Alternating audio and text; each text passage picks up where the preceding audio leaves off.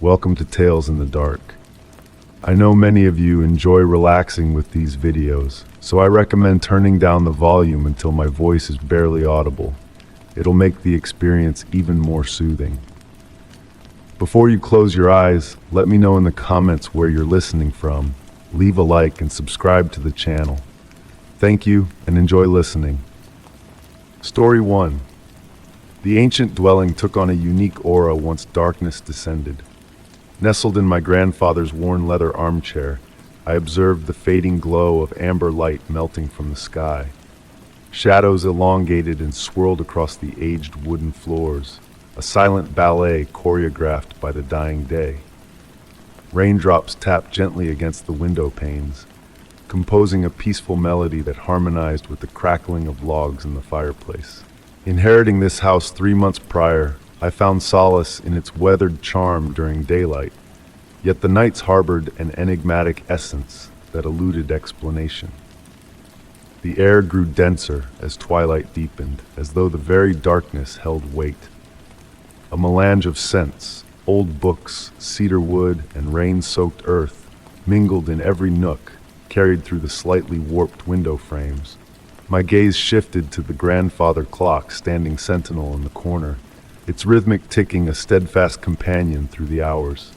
The brass pendulum swung hypnotically, casting dancing reflections on the dim wallpaper. As wariness crept over me, a peculiar detail caught my eye across the room, an anomaly unnoticed in prior nights. The raindrops on the window created a curious pattern, flowing sideways instead of down. I blinked slowly, questioning if fatigue played tricks on my mind. The fire's warm embrace lent the window's glass a liquid quality, rippling subtly as though alive. Rising from the chair, I approached the window with deliberate steps, my footsteps muffled by sock-clad feet on the wooden boards. Closer inspection unveiled subtle discrepancies. The frame, once thought to be dark wood like the others, now shimmered with an iridescence akin to moonlit mother-of-pearl. The glass felt peculiar under my touch, neither warm nor cold, but a fusion of both sensations. Peering past the glass, the familiar garden scene had morphed into a pulsating fog suffused with an inner glow. Shapes moved within the mist, fluid yet defined, evoking a sense of recognition akin to half-remembered dreams. The grandfather clock chimed 9, its resonance permeating the room. Each toll rippled through the mysterious fog outside, causing the ethereal shapes to momentarily halt their dance. Rainfall intensified, now carrying whispers, gentle murmurs akin to leaves rustling in a summer breeze, devoid of menace. I settled onto the window seat, my reflection fading as I fixed my gaze on the enigmas beyond. The fog began to thin in patches, revealing glimpses of an improbable sight, an alternate room, inconceivable, outside this second-story window. Elegant furniture fragments, floating books, and a mirror image of the same window facing me materialized within the mist. The whispers grew more distinct, though their message remained elusive, suffused with the warmth of familiar voices on the periphery of memory. The rain's fragrance evolved, intertwining hints of vanilla, aged parchment, and an unnamed floral sweetness. The air hummed with a tranquil energy, reminiscent of a bell's fading resonance. Time seemed to warp as I sat there, the clocks ticking, elongating each passing second like honey off a spoon. The mist shapes wove tales of bygone nights, other observers, and alternate windows. Faces of peaceful, inquisitive individuals flickered in and out, their hands reaching towards the glass like mine. The dwindling fire cast new shadows that flickered on the window, revealing fleeting inscriptions in unfamiliar languages that hinted at doorways and thresholds between realities. Heavy-lidded, I struggled to stay awake, fearful of missing the next revelation in this enigmatic vista. The fog's ethereal ballet continued, occasionally parting to unveil tantalizing glimpses of the impossible room beyond. Shadows fluttered, curtains swayed, and an elusive figure, mirroring my posture, hinted at occupancy in a chair reminiscent of my grandfather's. The whispers evolved into a lulling melody, entwining with the rain's cadence in a soothing symphony. They spoke of hidden truths, secret realms, and worlds just beyond the glass's fragile barrier. Drifting between slumber and wakefulness, between realities, I succumbed to the siren call of that otherworldly place. As my eyes sealed shut, I perceived a faint sound, a soft click akin to an unlocking door, followed by a whisper of hinges swaying. The last sensation was a cool breeze, redolent of aged tomes and infinite possibilities. Morning found me nestled in my grandfather's chair, a forgotten blanket draped over me. The window appeared ordinary, offering a view of the rain-soaked garden. Yet on the window seat lay a solitary sheet of paper, its edges curling, adorned with ever-shifting, elegant script that defied direct reading. Despite my efforts, the writing remained inscrutable. However, in the dead of night, when rain cascades just so and shadows align, I sense a fleeting comprehension. Each evening thereafter, I lingered by the window, a silent sentinel awaiting the unknown.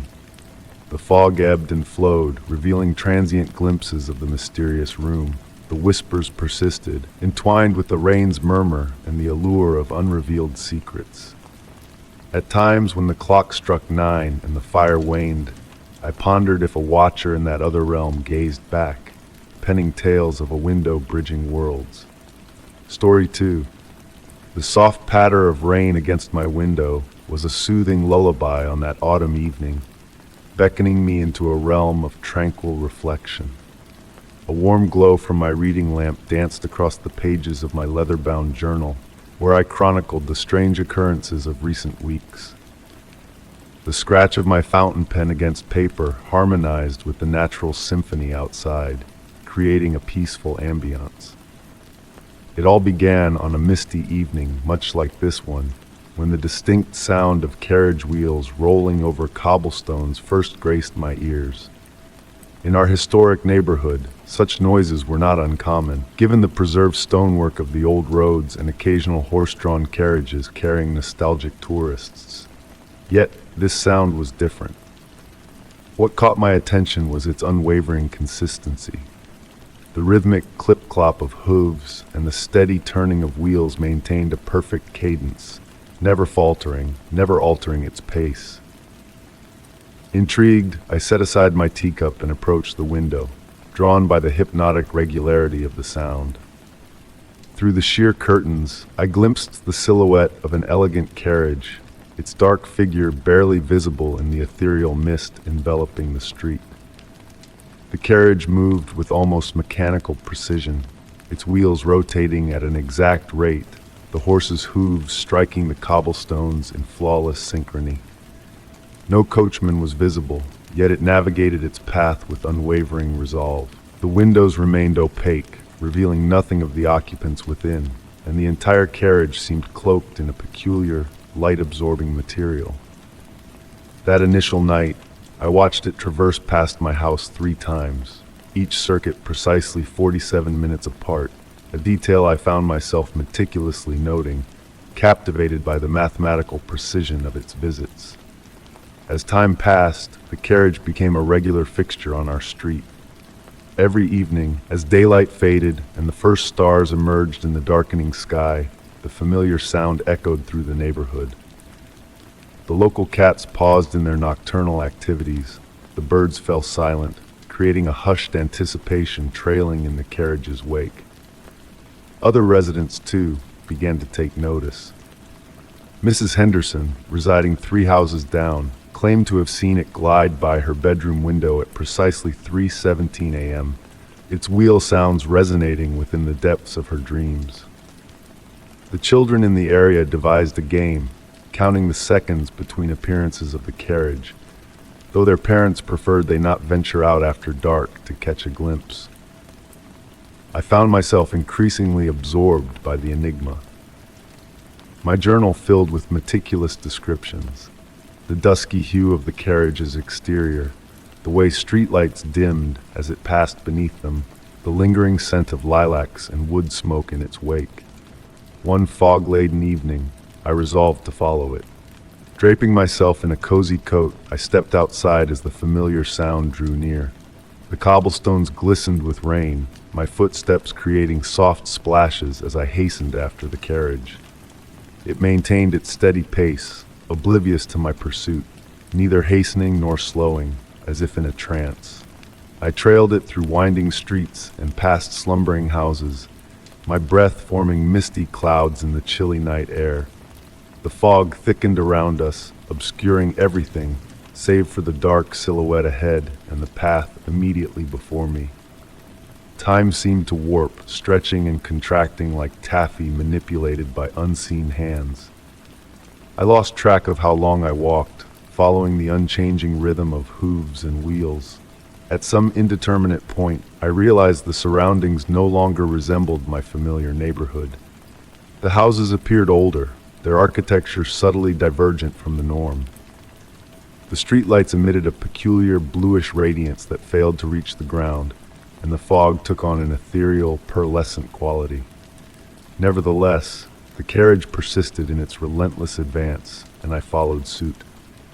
The wheel sounds evolved, assuming an almost melodic essence. If I listened intently, I could discern a hidden tune within the rhythm, an ancient, mournful melody akin to a dimly remembered lullaby.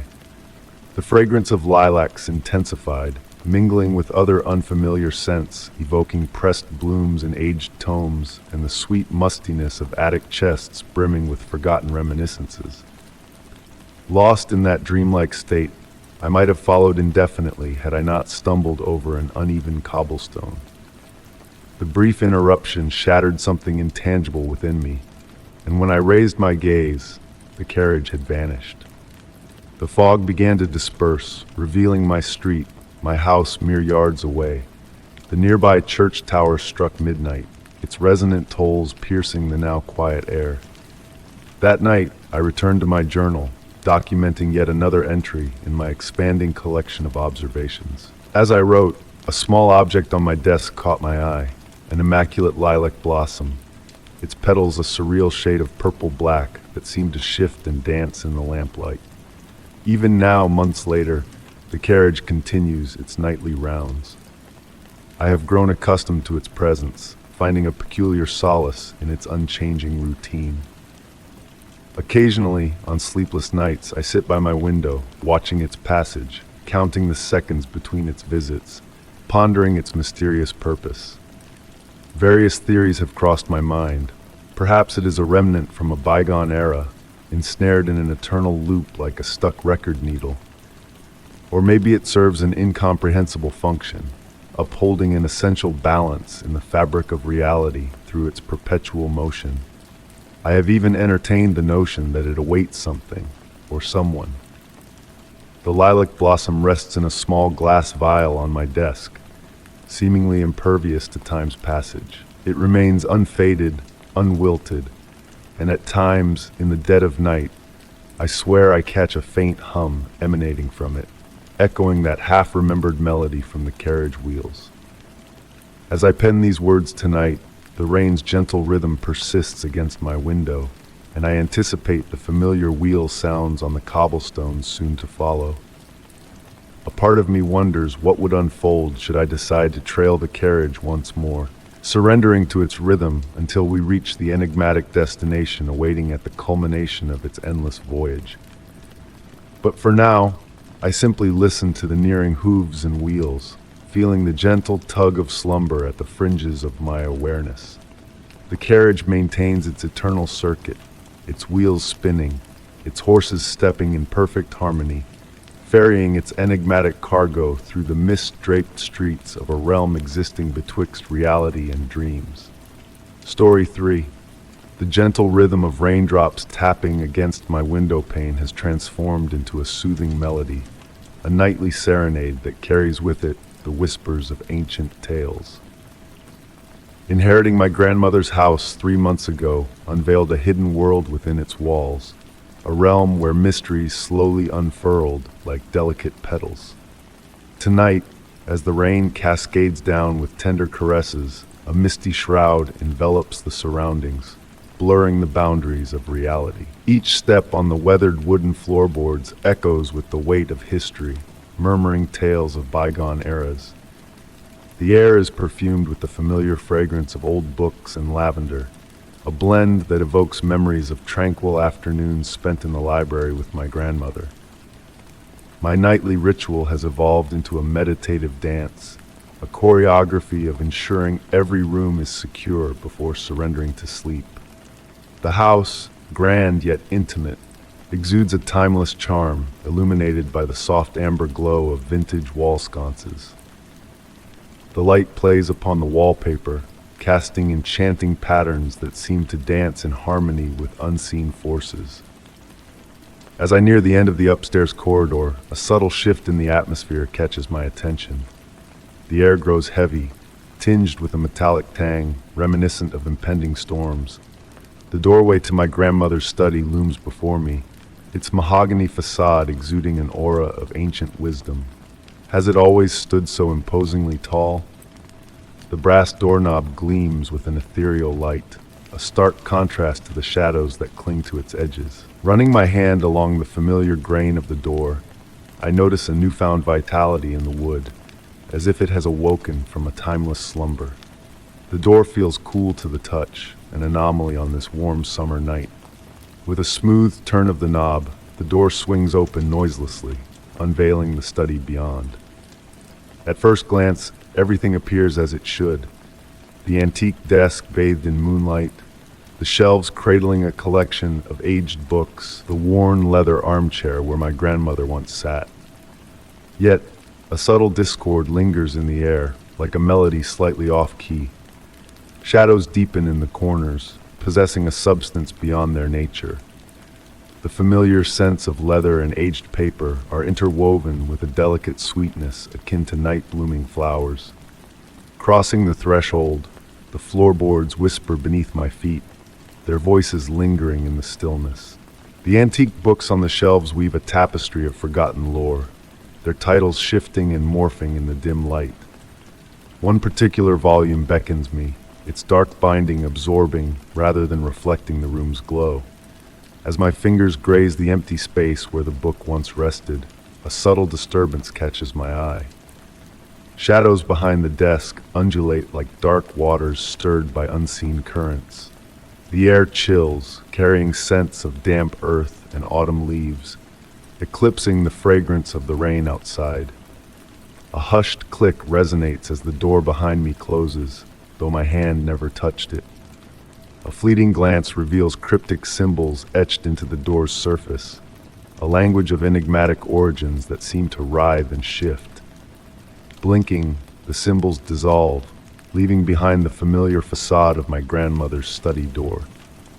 Returning my focus to the bookshelf, the elusive volume has vanished, leaving behind a void that the surrounding books seem eager to fill. A whisper, laden with the essence of lavender, brushes past my shoulder, enveloping me in a cocoon of intimacy. The room undergoes a subtle metamorphosis, drawing me into its embrace. The windows, once portals to the outside world, now reflect only an abyssal darkness, a realm detached from time and space. Yet this darkness carries no malice. It wraps around me like a warm embrace, comforting and strangely familiar. Nestling into my grandmother's armchair, its weathered leather cradles me like an old friend, while shadows waltz across the walls with purposeful elegance. They inscribe cryptic messages, a language of the soul that transcends spoken words. Time loses its grip as I become entranced by the shadowy choreography. Minutes meld into hours as the darkness beyond the windows takes on a velvety texture, undulating with unseen currents. Unspoken memories drift through the air, mingling with my own recollections in a seamless dance of past and present. Shapes flit across the glass panes, ethereal and graceful, hinting at a reality beyond mortal comprehension. The door stands as a sentinel, its significance swelling with each passing moment. No longer a mere entrance to a study, it now beckons towards a realm beyond, one steeped in ancient wisdom and profound silence. The brass doorknob pulses with a rhythmic light, akin to a heartbeat that resonates in harmony with the night. As darkness descends, the boundaries between wakefulness and dreams blur, unveiling intricate patterns woven by the shadows. The fragrance of lavender intensifies, intermingling with scents evoking childhood memories and uncharted territories. The darkness outside radiates with an inner luminescence, revealing a tapestry of possibilities and untold narratives. The rain assumes a melodic quality, serenading the night with a haunting refrain that stirs a sense of recognition within me. Rising from the chair, as if propelled by unseen forces, I find myself drawn towards the door, its surface rippling like liquid. The wood grain undulates, unveiling hidden motifs within its depths, captivating me with their enigmatic beauty. With a sense of calm acceptance, I extend my hand towards the pulsating brass doorknob, devoid of fear but brimming with anticipation. The door swings open noiselessly, granting passage not to the hallway, but to a realm cloaked in shifting shadows. Within this twilight expanse, whispers echo, carrying echoes of familiar voices and half-remembered melodies. The scent of lavender mingles with the essence of aged tomes, weaving a tapestry of nostalgia and distant yearnings. Standing at the threshold, I feel the gentle tug of the unknown, beckoning me towards an abyss brimming with untold wonders. The darkness reaches out, its tendrils embracing me in a wordless invitation, akin to the embrace of a beloved long parted. Behind me, the study fades into obscurity, its features dissolving into the backdrop as the doorway claims my attention. Whether I step through or linger in the study, the demarcation between realities blurs, merging into a fluid continuum of possibilities.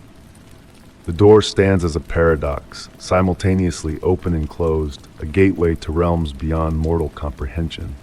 Even now, on tranquil rainy nights, the door exerts its magnetic pull, oscillating between a mundane entrance and a portal to ethereal realms. In those mystical moments, when shadows pirouette and memories converge, the door transcends its physical form, becoming a conduit to realms where time holds no sway. The rain persists in its gentle cadence, a reminder that some mysteries are meant not to be unraveled but savored in their enigmatic allure. The door remains, an enigma and an invitation, leading towards a darkness that may well be a different kind of light, illuminating paths untrodden and tales untold. Story 4. The hushed patter of rain against ancient stone walls weaved a tranquil melody that reverberated through the empty corridors of the grand castle. I sat in my temporary quarters, observing as raindrops meandered lazily down the leaded glass windows, their paths illuminated by distant flashes of lightning. The soft flicker of candlelight waltzed along the walls, casting warm shadows that seemed to inhale and exhale with the flicker of the flames. Newly entrusted as the caretaker of this majestic edifice, I had only just arrived before the autumn storms descended upon us.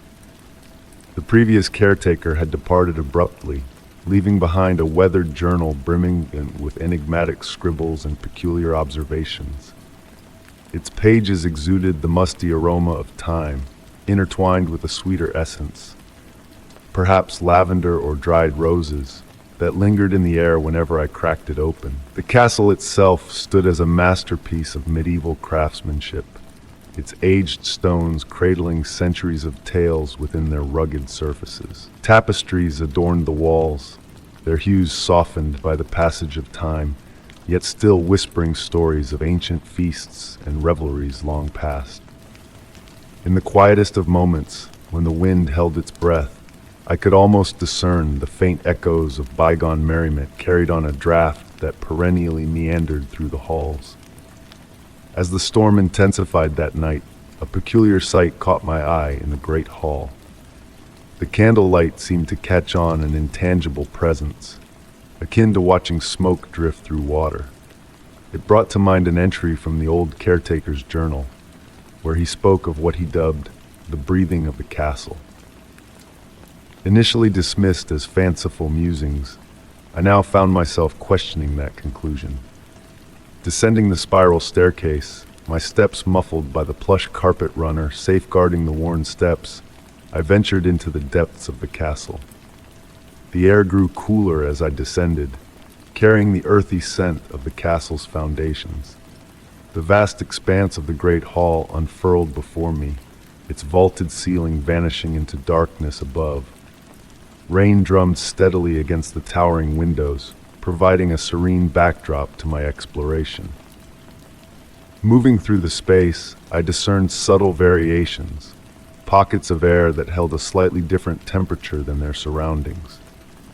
It was reminiscent of walking through sunlit patches on a cloudy day, though here, no sun cast its rays to create such nuances. Consulting the journal once more, I unearthed a passage where the former caretaker had cataloged these very anomalies, labeling them as the castle's breath. The tapestries stirred gently, devoid of any discernible breeze. Standing before a particularly exquisite piece depicting a medieval hunt, its threads gleaming dimly in the subdued light, I felt the unmistakable sensation of being observed, not with malevolence, but with a curious gaze, as though the castle itself was studying its new custodian. The journal held accounts of similar encounters, narrated in increasingly intricate detail. The former caretaker had begun deciphering patterns in the castle's behavior, how certain chambers would warm prior to a storm, how the tapestries would shift in specific sequences, how the very air seemed to pulsate with a slow, steady rhythm akin to the slumbering breath of a giant. Hours slipped by as I ventured forth, documenting my own observations alongside the old entries. Though the storm outside raged, within the castle's embrace I found an indescribable sense of calm. The thunder, instead of foreboding, resonated like the contented exhalations of an ancient entity. Lightning briefly illuminated the stained glass windows, painting kaleidoscopic hues that pirouetted across the stone floors. In the library, I stumbled upon a revelation. The former caretaker had noted that on nights of tempestuous downpours, the books seemed to arrange themselves in peculiar configurations. Tonight, I witnessed leather-bound volumes subtly shifting on their shelves, their spines aligning in ways that caught the candlelight differently. Rather than instilling fear, it felt akin to witnessing a clandestine spectacle, as though the castle was divulging one of its enigmas to me. The grandfather clock in the corner told midnight, its resonant tones enveloping the vacant chambers.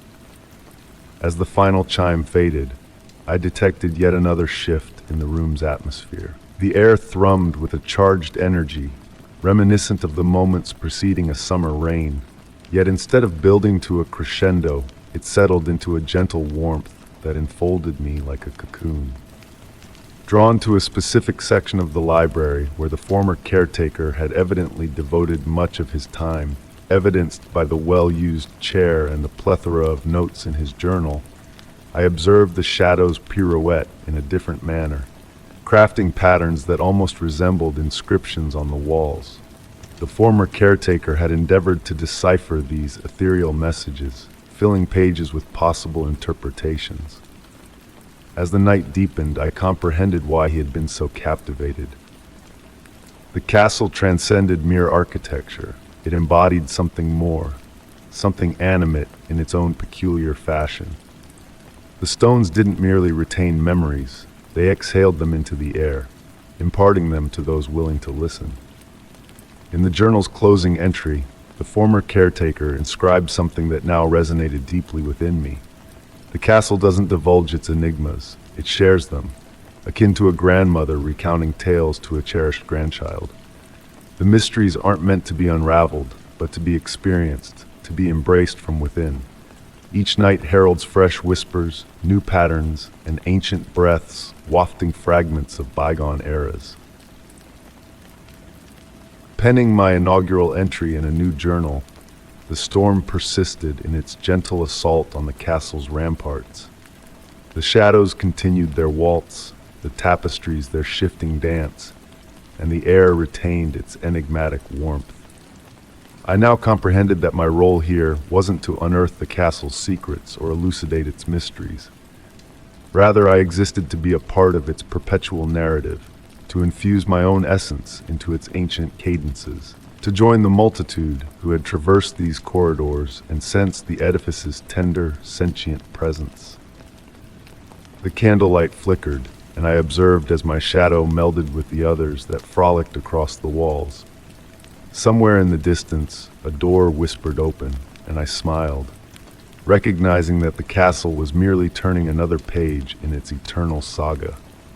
Tonight, as the storm enveloped us both, I felt I had discovered not solely a position or a dwelling, but a sanctuary within these living walls, where each night heralded fresh murmurs of age-old legends, and every shadow cradled the allure of another gentle enigma awaiting unveiling. Story 5. The rhythmic pulse of waves against weathered stone filled my awareness as I strolled down the winding path leading to the lighthouse. The evening breeze carried with it the sharp tang of salt and seaweed, blending harmoniously with the earthy scent of damp soil left behind by the day's rain. Each step I took on the moist ground was cushioned by the gentle swish of tall grass dancing in the coastal wind. The lighthouse loomed ahead, its whitewashed exterior shimmering with an otherworldly glow in the dimming twilight. Layers of history peeked through the delicate peeling paint, a silent testament to the passage of time. As the assistant to the lighthouse keeper, this structure had been a constant in my life, but tonight a subtle shift lingered in the air, an unspoken difference. The usual warm, golden beam that should have been slicing through the darkness of the sea was conspicuously absent, yet the lantern room at the pinnacle of the tower emitted a soft, beckoning light. With a sense of anticipation, I grasped the icy iron key and turned the heavy wooden door open. Its low, sonorous creak reverberated through the round chamber, welcoming me into its embrace. A familiar blend of brass and mineral oil fragrances filled the air, intertwined with an elusive scent that hinted of ancient books and wilted flowers. My footfalls whispered on the stone floor as I embarked on the spiral staircase's ascent. 142 steps. Each one seemed to murmur beneath my weight, a melody of its own. The usual lighthouse sounds, the ticking of the clockwork, the whisper of wind through the vents, were muffled as if veiled by a thick fog. The brass handrail offered an unexpected warmth against the chill of the evening, a comforting touch. Climbing higher, I noticed peculiar details that caught my eye. The pristine walls, meticulously maintained, bore faint etchings resembling writing, though upon closer inspection, they revealed themselves as mere natural stone patterns. Reaching the watchroom just below the lantern room, I saw the logbook laid open on the desk, a stark contrast to my memory of closing it after the last entry. The pages fluttered gently, untouched by any breeze. To my astonishment, the latest entry bore my own handwriting, detailing an enigmatic occurrence. Light shines forth, but illuminates nothing. The beam passes through the fog as if it doesn't exist. A shiver crept down my spine as I ascended the final steps to the lantern room. The radiant Fresnel lens sparkled brilliantly, capturing and refracting the lamp's glow. Yet, peering out through the glass panes, I beheld a void where the light should have pierced the encroaching darkness. It was as though the light dissipated mere feet from its source, swallowed by an unseen force. Drawing closer to the windows, I pressed my palm against the cool glass. The sea below lay eerily tranquil, a sheet of obsidian, devoid of starlit reflections despite the clear night sky above. The horizon had vanished, merging sea and sky into an abyssal blackness pulsing with an inscrutable life. The cryptic entry in the logbook tugged at my thoughts. I had tended to this lighthouse for years, becoming intimately acquainted with its nuances and quirks. The notion of light evaporating into nothingness contradicted my understanding of the natural order. Yet here I stood, a witness to the inexplicable. A faint scraping sound drew my attention to a corner of the room where our maintenance toolbox lay open, its contents arranged in an unfamiliar configuration, resembling arcane symbols. Blinking, the tools returned to their normal arrangement, but a disquieting unease lingered. The flame of the lamp flickered erratically, casting capricious shadows on the brass fixtures. In that moment, my gaze met my reflection in the glass, a reflection that moved slightly out of sync with my own actions, a fraction of time delayed. When I raised my hand, the reflection followed belatedly, a disconcerting discord. A soft melodic hum emanated from the lens, not the mechanical whir of the rotation, but a more organic, musical resonance. It evoked the sensation of a wet finger circling the rim of a crystal glass, profound and resonant. The vibration seemed to permeate the room, coursing through me from the floor up. The logbook beckoned once more. Turning to it, I witnessed words materializing on the page as if penned by an invisible hand. The darkness doesn't consume the light. It transforms it into something we cannot perceive. Some things are meant to remain unseen. Glancing outward, I observed shadowy pools where the beam should have touched the water, murky voids darker than the night itself. They undulated against the current, weaving intricate patterns that hinted at a cryptic language inscribed in absence of light. Mesmerized, I watched as the hum intensified, the lamp's warm glow pulsating in synchrony. The brass fixtures defied logic, reflecting light in impossible angles, casting shadows that defied the laws of physics. Time warped within the lantern room. The moon traversed the sky with unnatural speed, while the clock displayed a mere passage of minutes. The lens continued its steady rotation, bending the darkness outside into bewildering shapes that confounded comprehension. The erstwhile warmth of the brass rail dissipated, replaced by a curious sensation, as if touching a substance existing between solid and liquid, a state of flux. The very air felt pregnant with anticipation, akin to the moment before a thunderclap, though softer, more inviting.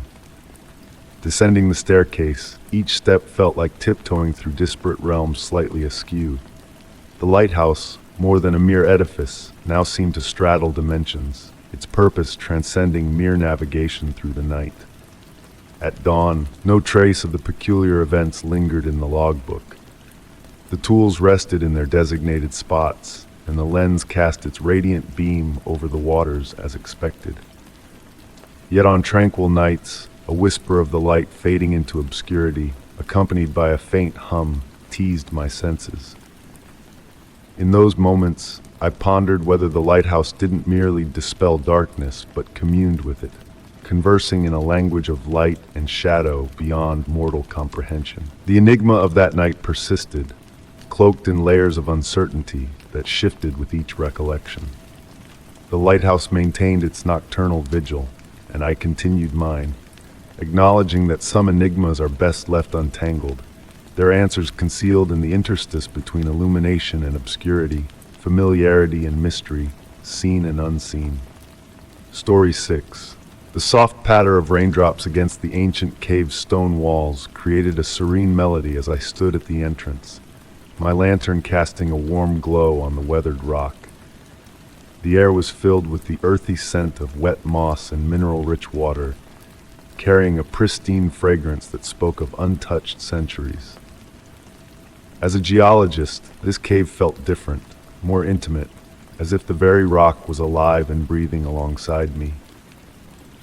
With each step deeper into the cavern, my boots whispered against the ground, accompanied by the gentle splash of water droplets forming puddles beneath stalactites. The limestone formations caught the flickering light of my lantern, casting dancing shadows that seemed to have a life of their own. Running my fingers along the cool, damp walls, I felt the ancient textures revealing stories of millions of years of geological history.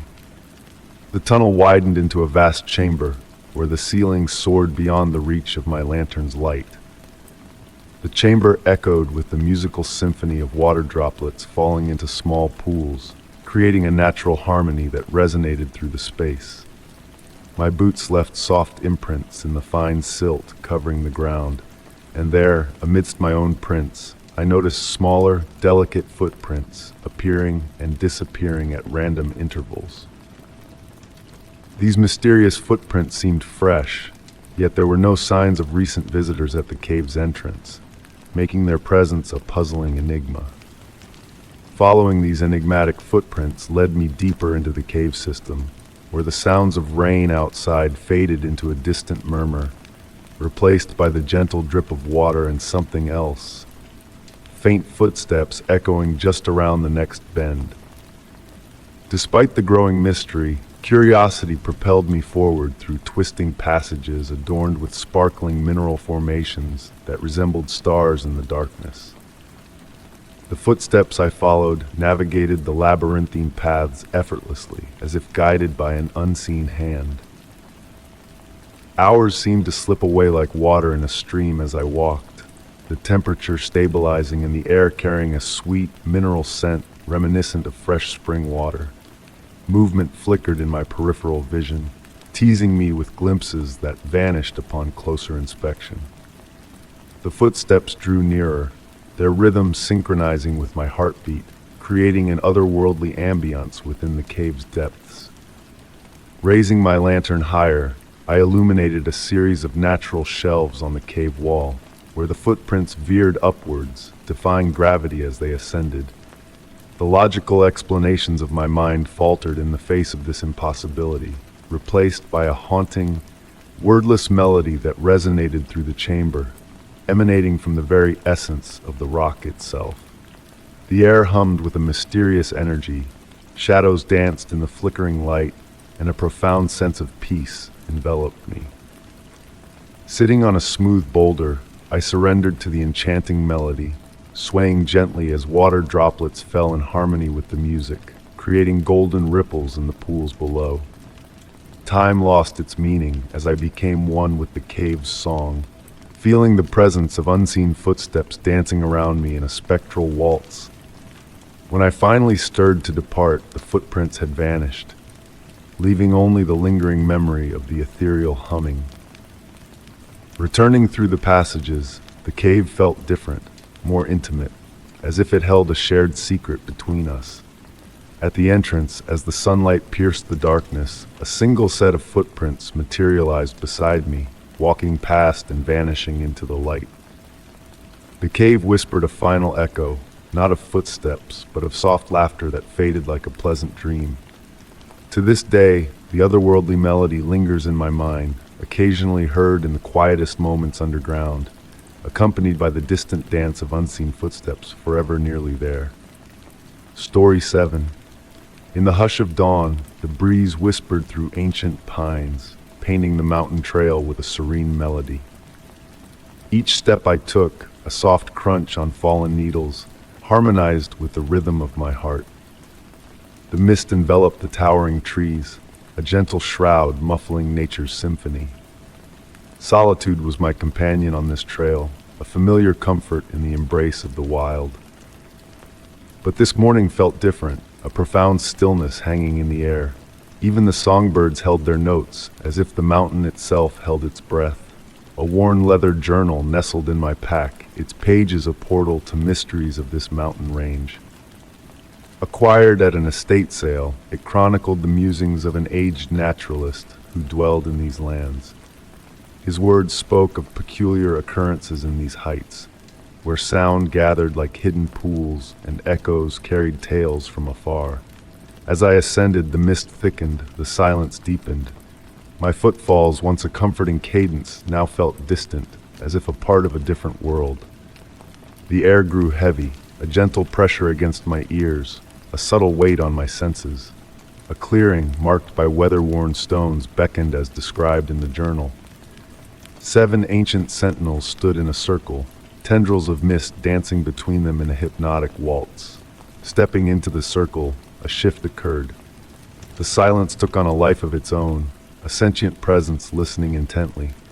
My breath was silent, the forest floor hushed beneath my boots.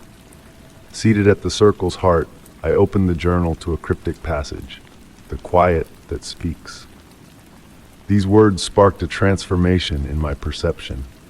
The silence unfurled, revealing layers of memories interwoven with phantom sounds. Children's laughter, a rocking chair's creak, rain on a tin roof. Immersed in this ethereal symphony, time slipped away unnoticed. As dusk approached, my eyes reopened to a world cloaked in perpetual mist. A peculiar sight gave me pause. Shadows, fleeting but tangible, danced at the edge of sight. The journal's final note hinted at their nature, as keepers of forgotten sounds, benign beings yearning to share their collection with receptive souls. Retracing my steps down the mountain, the world's sounds gradually returned. Footsteps, wind whispers, a lone bird's call.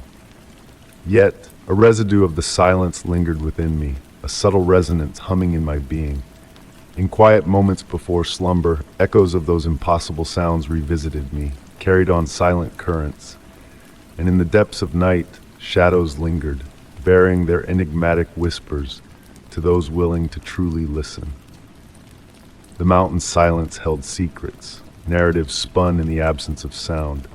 Despite countless returns, that mystical clearing eluded me. Perhaps it reveals itself solely to those seeking its wisdom.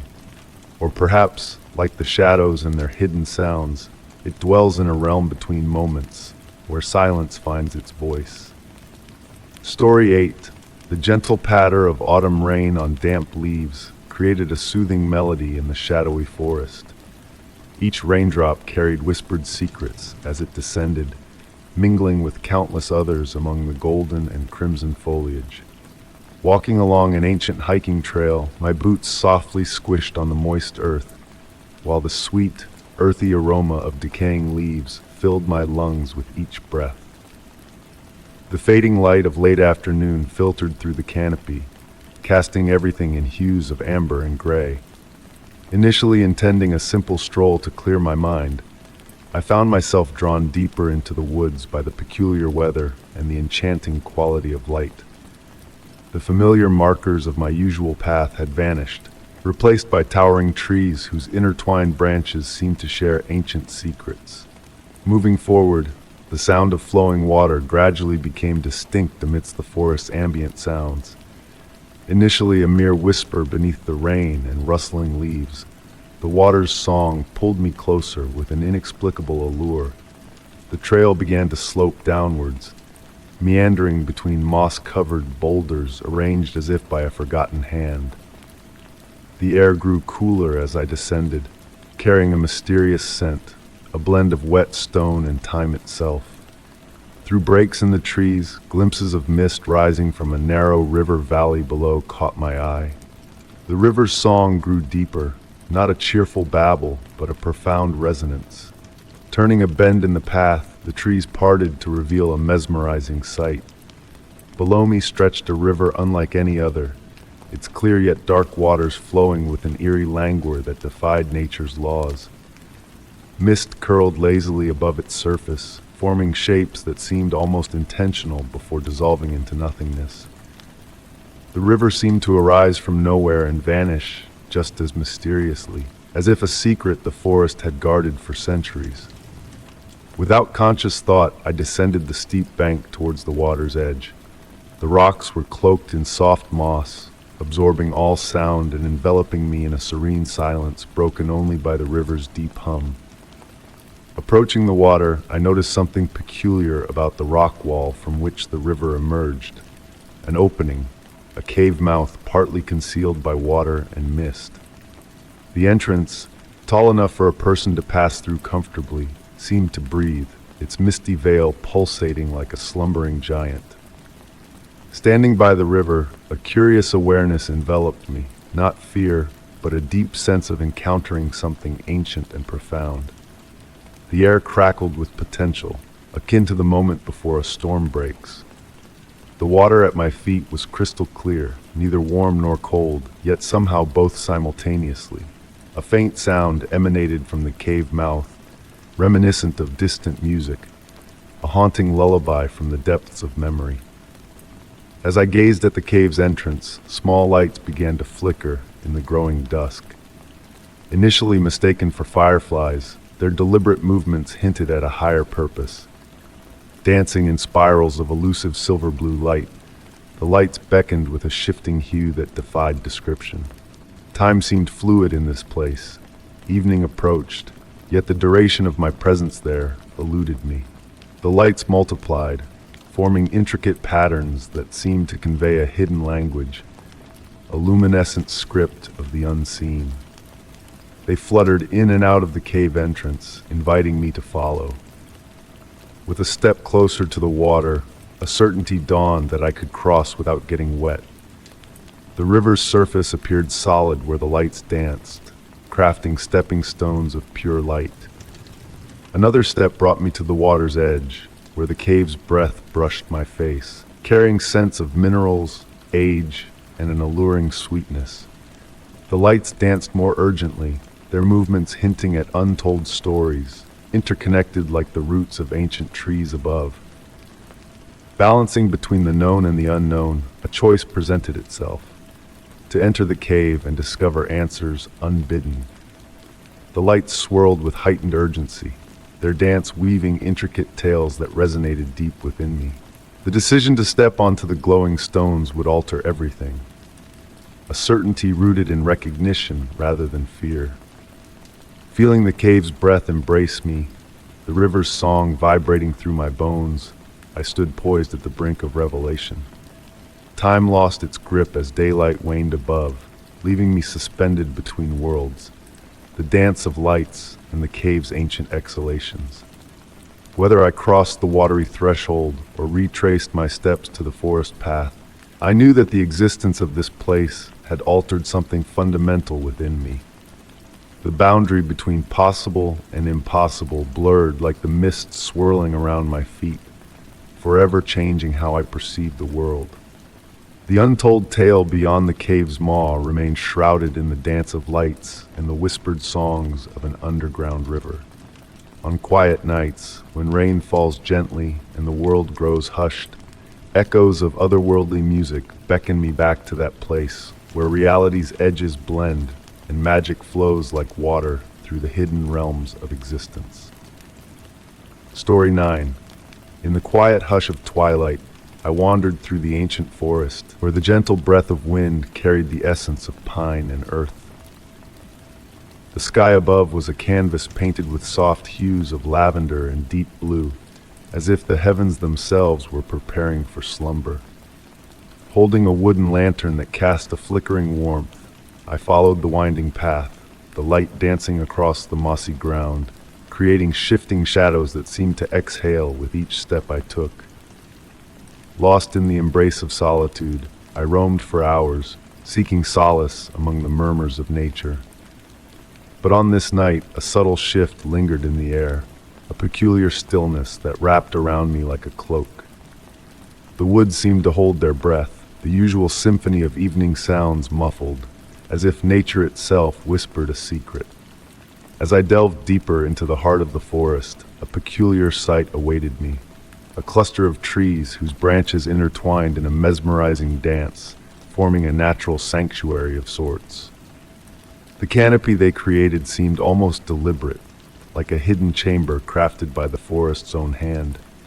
It was a place untouched by time, where the bark bore strange markings and the air held a warmth that felt out of place in the cool night. Stepping beneath the woven canopy, the ground beneath my feet transformed, the sound of my footsteps echoing with a hollow resonance. Curious objects adorned the shelter. Glimmering glass fragments, delicate papers woven into the branches, each hinting at a story untold. The deeper I ventured, the more the world around me shifted, the temperature rising, the light taking on an otherworldly hue. A melody, a mere whisper at first, drifted through the air, as if the very trees sang a lullaby known only to them.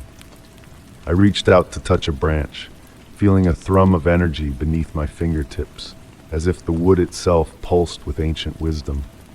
And nestled within the shelter, a triangular alcove beckoned, offering a seat amidst a collection of curious treasures. Stones arranged in intricate patterns, flowers of unknown origin, and coins bearing enigmatic symbols. Night descended in a soft embrace, and the shelter stirred to life, shadows dancing in ways that defied explanation. Lights flickered between the branches, their movements purposeful and mesmerizing. The grove revealed its secrets slowly, challenging my perception of the natural world with each passing moment. Time slipped away as I sat in the natural chair, the hum of the wood weaving a calming spell around me. Lights danced in silent harmony, painting the canopy above with a celestial glow. The scent in the air grew richer, a blend of sweetness and age that whispered of forgotten tales and ancient wisdom. In the twilight of consciousness, I felt a presence, a watchful gaze that seemed to emanate from the very heart of the grove. The wood hummed with a language all its own, a conversation beyond words, beyond understanding. And as dawn broke, I awoke to a world transformed, the shelter fading into the ordinary forest, a dream slipping through my fingers. Leaving the grove behind, I carried with me a single leaf, a testament to the mysteries I had witnessed. The forest shifted around me as I retraced my steps, the path elusive, the shelter a memory that felt more real than reality itself. And though I returned to the woods, seeking that hidden haven, it remains a dream, a whisper on the wind, a sanctuary waiting for those who seek its peculiar magic. Story 10. In the hush of a tranquil autumn evening, the soft murmur of leaves pirouetting on the wooden porch accompanied my nightly ritual of tea. Wisps of steam lazily spiraled from my cup, carrying the delicate fragrance of chamomile and honey, weaving a spell of calm around me. The old house, with its gentle creaks and sighs, cocooned me in a familiar embrace as daylight slipped away, surrendering to the veil of night. Amidst this peaceful scene, a shift in the usual rhythm caught my attention. The moon, hanging low and full in the darkening sky, exuded a peculiar glow. Its silvery light pulsed subtly like a distant heartbeat, drawing me into a mesmerizing trance. The world around me stilled, an eerie quiet settling over the landscape. The rustle of leaves ceased. The evening chorus of crickets fell silent, and in that profound stillness, a mysterious sound tiptoed into my awareness. A melody without notes, a song without sound, whispered from the moon itself, a haunting tune that defied logic yet resonated deep within. Forgotten, my tea grew cold as I sat spellbound by this ethereal symphony. The moonlight thickened, cascading in shimmering strands that floated like silver silk, weaving cryptic patterns in the air, ancient symbols that beckoned to a forgotten part of me. Inside the house, shadows stirred, not mere silhouettes cast by passing clouds, but graceful, deliberate movements that swayed to the silent rhythm of the moon's song. The shadows morphed and swirled, hinting at humanoid shapes, moving with a fluidity beyond the earthly realm. Standing now, though unsure when I had risen, I felt the wooden floor beneath me thrum with a subtle vibration that resonated through my being. A gentle chill kissed the air, raising goosebumps on my skin, yet no fear lingered, only a profound sense of awe and tranquility. With each pulse of the moonlight, reality seemed to shift. Colors sharpened yet softened, wood grain flowed like water, and the very atmosphere shimmered with silver flecks of light. Time blurred, minutes stretching into eternity, hours fleeting like mere moments.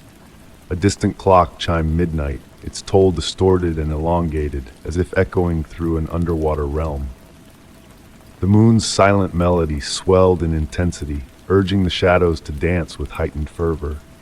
Faces flickered in their intricate movements, expressions of joy and peace mirroring the inexplicable calm that enveloped me. A gentle breeze stirred, carrying the scent of night-blooming flowers foreign to my garden, swirling around me in a tender embrace. The moonlight responded, weaving intricate patterns through the air, beyond the grasp of mortal eyes. Bathed in this otherworldly radiance, a realization blossomed within me. Ancient truths whispered by the moon, of realms intersecting with our own, of secrets veiled in the spaces between moments. The shadows beckoned, inviting me to join their ethereal dance. My feet moved in synchrony, following steps to a rhythm ingrained in my soul. Moonlight draped me in a celestial shawl, lifting me into a weightless reverie, a fleeting moment of transcendence where I could almost tread upon the silver light itself. Slowly, reluctantly, the enchantment waned. Shadows returned to stillness, moonlight dimming to its familiar glow. The silent melody echoed in my bones as I found myself back in my chair, tea, forgotten and cold. The night resumed its usual symphony. Crickets chirped, leaves rustled, the house crooned its lullaby. Yet, a fundamental shift had occurred, irreversible and profound. The moon had unveiled a realm of mystery, a liminal space where dreams and reality intertwined. On moonlit nights, I lingered on the porch, attuned to the subtle whispers of the night, the faint shimmer of silver strands, and the shadows that recalled their dance with a graceful longing. In that twilight realm, where the moon hummed its silent song and shadows swayed in timeless rhythms, I found a peace beyond words, a magic transcending explanation. Still, I savored my evening tea, watching the moon ascend over the horizon, feeling its heartbeat pulse faintly, beckoning me to a dance of enigmatic beauty, forever etched in the tapestry of my memories. Story 11. The gentle embrace of twilight draped over the weathered stone walls like a cloak of amethyst velvet. Standing at the threshold of the forsaken monastery, I observed as the dusk mist meandered through the ancient arches, carrying the perfume of wild roses that entwined the aged stones with their delicate tendrils. A hush enveloped the air, that peculiar calm preceding the night, where even the songbirds seemed to pause in anticipation of the impending darkness. Intrigued by tales of the monastery's spectral allure, I ventured forth with my camera slung around my neck, its weight offering a reassuring presence in this realm of the unknown. Sunbeams dwindled, filtering through shattered windows to paint elongated shadows that waltzed upon the time-worn flagstones. Each footfall resonated softly in the vacant corridors, harmonizing with the gentle rustle of leaves carried by the evening zephyrs. Centuries had lent their wisdom to the monastery, its silent walls bearing witness to countless supplications and whispered confessions. Now, nature cradled the ruins in its embrace, with ivy enfolding the stone in an affectionate grip, and moss carpeting the floors in lush patches of emerald green. Delving deeper into the labyrinthine complex, I noticed a gradual chill in the air, despite the summer night's warmth. The atmosphere carried a subtle dampness, causing the stone walls to glisten under the illumination of my camera's flash. A peculiar quality of light arrested my gaze. How it lingered in certain corners, defying the laws of physics, and how it caressed the pillars in enigmatic patterns. A specific corridor beckoned to me, adorned with remnants of ancient frescoes that clung to the walls like fading memories. The figures in the paintings seemed to shift at the periphery of my vision, yet remained motionless and weathered when directly confronted. As twilight deepened, a strange phenomenon caught my attention within the wind whispering through the ruins. Its movements lacked the capriciousness of nature, flowing with purpose, akin to invisible fingers tracing the stone surfaces. At times, the breeze bore a semblance of murmured words in a cryptic language hovering at the edge of comprehension. Setting up my tripod in what appeared to be the primary chapel, I readied my camera for long exposure shots amidst the waning light. The sanctum still exuded an aura of sanctity, despite its state of disrepair. Shards of stained glass clung to window frames, casting kaleidoscopic patterns on the ground when illuminated by my flash. Adjusting the camera settings, I discerned a subtle harmony in the ambient sounds enveloping me. The wind's whispers grew more distinct, evolving into a melodic rhythm that resonated through the ruins like a symphony. The fragrance of roses intensified with each gust, mingling with the earthy aroma of ancient stone and moss. I swayed imperceptibly, ensnared by the hypnotic interplay of sound and scent. Peering through the camera's viewfinder, I observed shadows pooling in unusual configurations, gathering in corners and undulating like the breath of a slumbering entity. I captured photo after photo, sensing that these ethereal movements would elude the grasp of my lens. As night entrenched itself upon the monastery, the temperature plummeted, causing my breath to materialize in wispy clouds, though the air bore no frosty sting. The wind's whispers adopted a more urgent cadence, and amid its sussurrations, I fancied hearing my name carried by its currents. Not articulated, but rather sculpted from the amalgamation of rushing air through stone passageways and the gentle clatter of loose tiles. Compelled by an indefinable force, I ventured further into the heart of the complex, my camera incessantly documenting the enigmatic surroundings. Moonlight cascading through the fractured ceiling birthed patterns that morphed into quasi-discernible shapes, as if faces viewed through undulating water. Within what seemed to be the monastery's library, vacant shelves lined the walls, their wood steeped in the patina of time. Here the wind's voice reverberated with clarity, as if turning pages in an ethereal tome, carrying whispers teetering on the precipice of comprehension. Shadows deepened in the recesses, pulsating gently with each breath of wind. Framing the moonlight spilling across the barren shelves, I set up one final shot. During the protracted exposure, I closed my eyes, surrendering to the symphony of the wind's voice interwoven with the echoes of stone and wood, leaf and water. Upon reopening my eyes, a shift in the darkness enveloping me became palpable. The shadows ceased to be mere voids. They possessed depth, resembling portals into another realm. The wind's song crescendoed, resonating in my very core, although the air remained eerily still. Peripheral visions tantalized me with fleeting movements, as if shrouded figures glided between the bookshelves, dissipating upon closer scrutiny. Reluctant to depart despite the lateness of the hour, I gathered my equipment methodically. As I retraced my steps through the ruins, the wind trailed behind, its whispers now imbued with a sense of farewell. The fragrance of roses grew more potent, nearly overwhelming in its sweetness.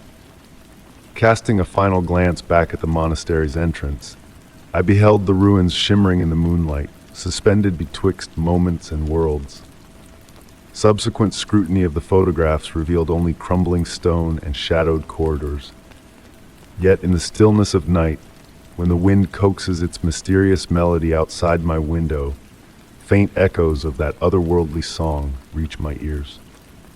In dreams, I am drawn back to those moonlit ruins, where the wind imparts its ancient secrets to any receptive soul. In quiet contemplation, I ponder the animate shadows and the near-discernible whispers.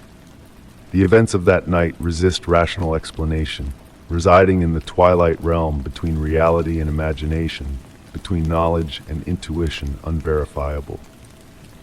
I am convinced the monastery endures, its stones continuing to intone their silent canticle to the wind. Occasionally, the notion of a return flits through my mind, of lingering within that ancient library until shadows deepen and whispers recommence. Yet, an ineffable intuition suggests that such a reunion would not mirror the original encounter.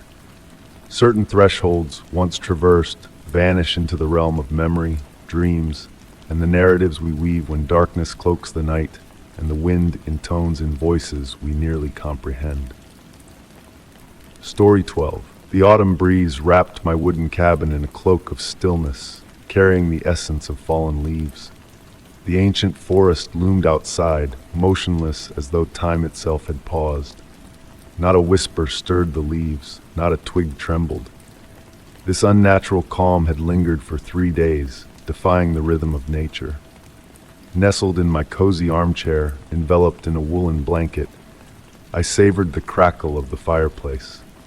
The flames painted flickering shadows on the rugged walls, their warmth contrasting with the dim twilight seeping through the windows. My cup of chamomile tea sat forgotten, grown cold, as my thoughts wandered into the unsettling hush embracing my sanctuary. The forest had always been my refuge, a haven from the chaos of the modern world. But this silence felt different, heavy, almost sentient. It evoked the tense moment before a storm breaks, a charged pause in nature's symphony. Yet this moment stretched on, defying explanation. My cat, Shadow, rested on the windowsill, her ebony fur aglow in the firelight. Her ears remained alert, her amber eyes fixed on some unseen presence in the darkness. Occasionally, she perked up, tracking movements imperceptible to me, her tail twitching with unease. That night, as I readied for slumber, a peculiar sight greeted me in the bathroom mirror. Behind me, where darkness should reign, a pale mist swirled with purpose caught my eye. When I turned, only the inky night greeted me, yet the impression lingered like an afterimage etched in my mind. Sleep eluded me that night. The silence pressed against my ears, amplifying the rhythm of my own heartbeat against the pillow.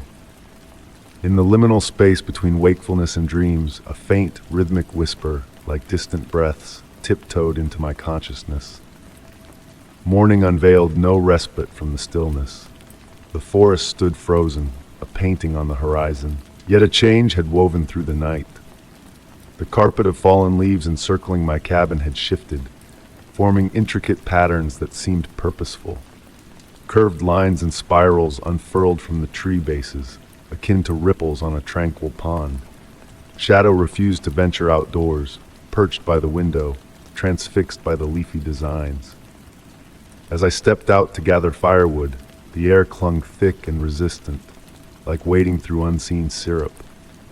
The temperature remained unyielding, neither warm nor cold, unsettling my skin with its neutrality.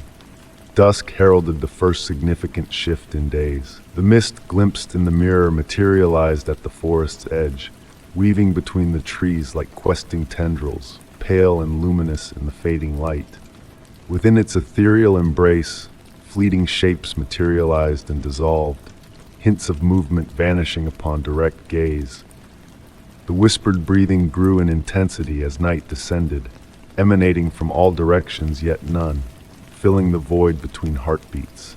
Shadow nuzzled closer, her fur bristling, as we observed the mist's slow approach towards the cabin, carrying scents of earth, antiquity, and something anciently unknowable.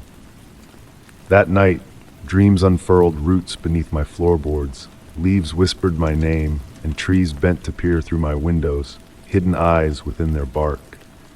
The whispering transformed into a voice, articulating words in a familiar yet incomprehensible tongue. Awakening, damp with dew though windows remained shut, I beheld the altered leaf patterns, now intricate, spiraling from my cabin like colossal fingerprints.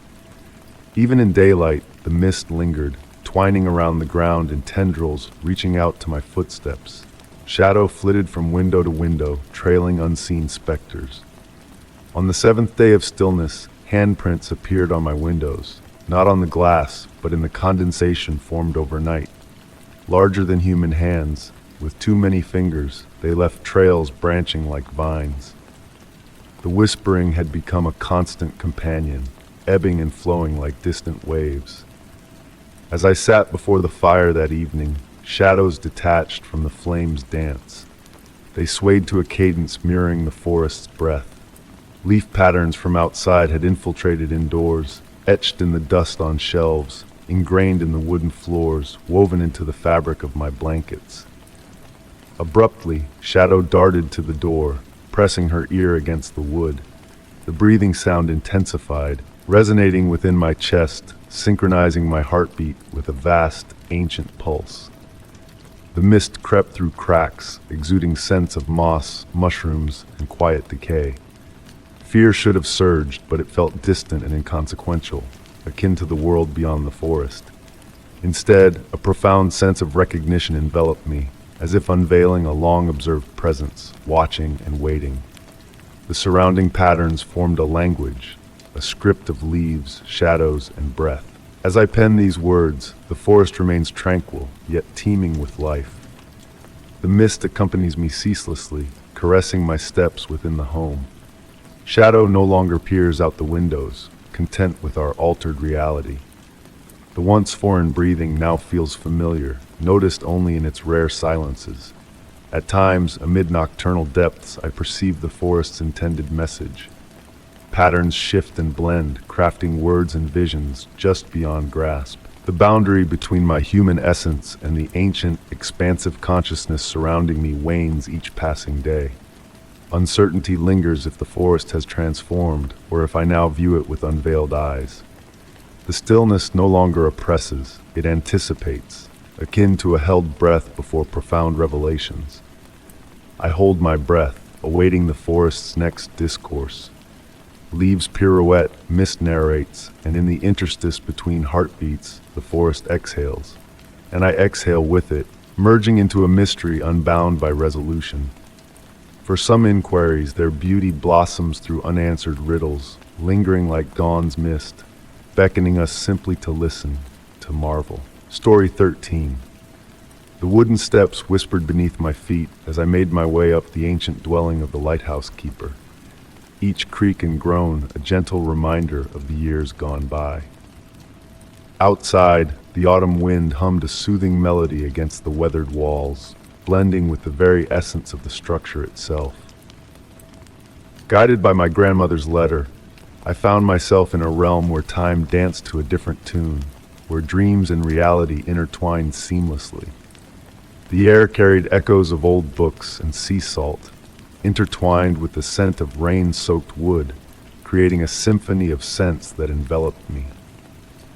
Tracing my fingers along the elaborate carvings of the mahogany banister on the third-floor landing, I felt the history etched into every curve and worn smooth by generations before me.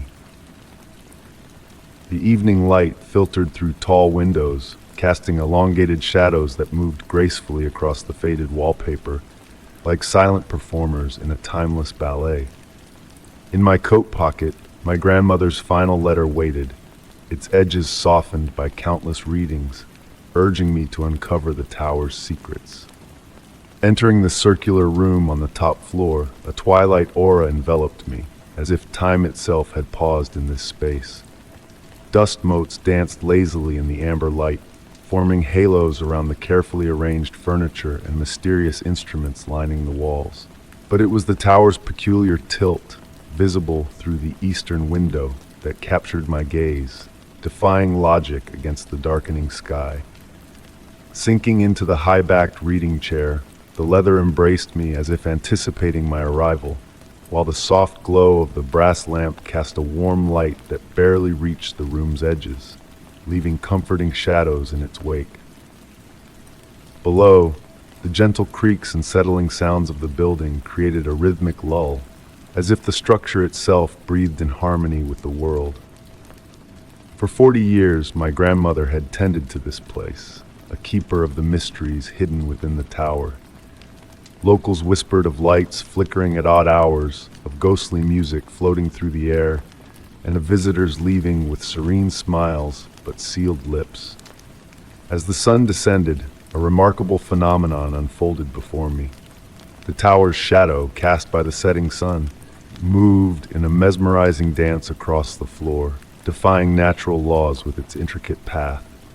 It reached out to specific objects in the room, lingering on a silver box, an old compass, before settling on a nondescript section of the paneling. Following my grandmother's cryptic clues, I waited for the shadow to align perfectly, revealing a hidden passageway spiraling upward into the heart of the tower.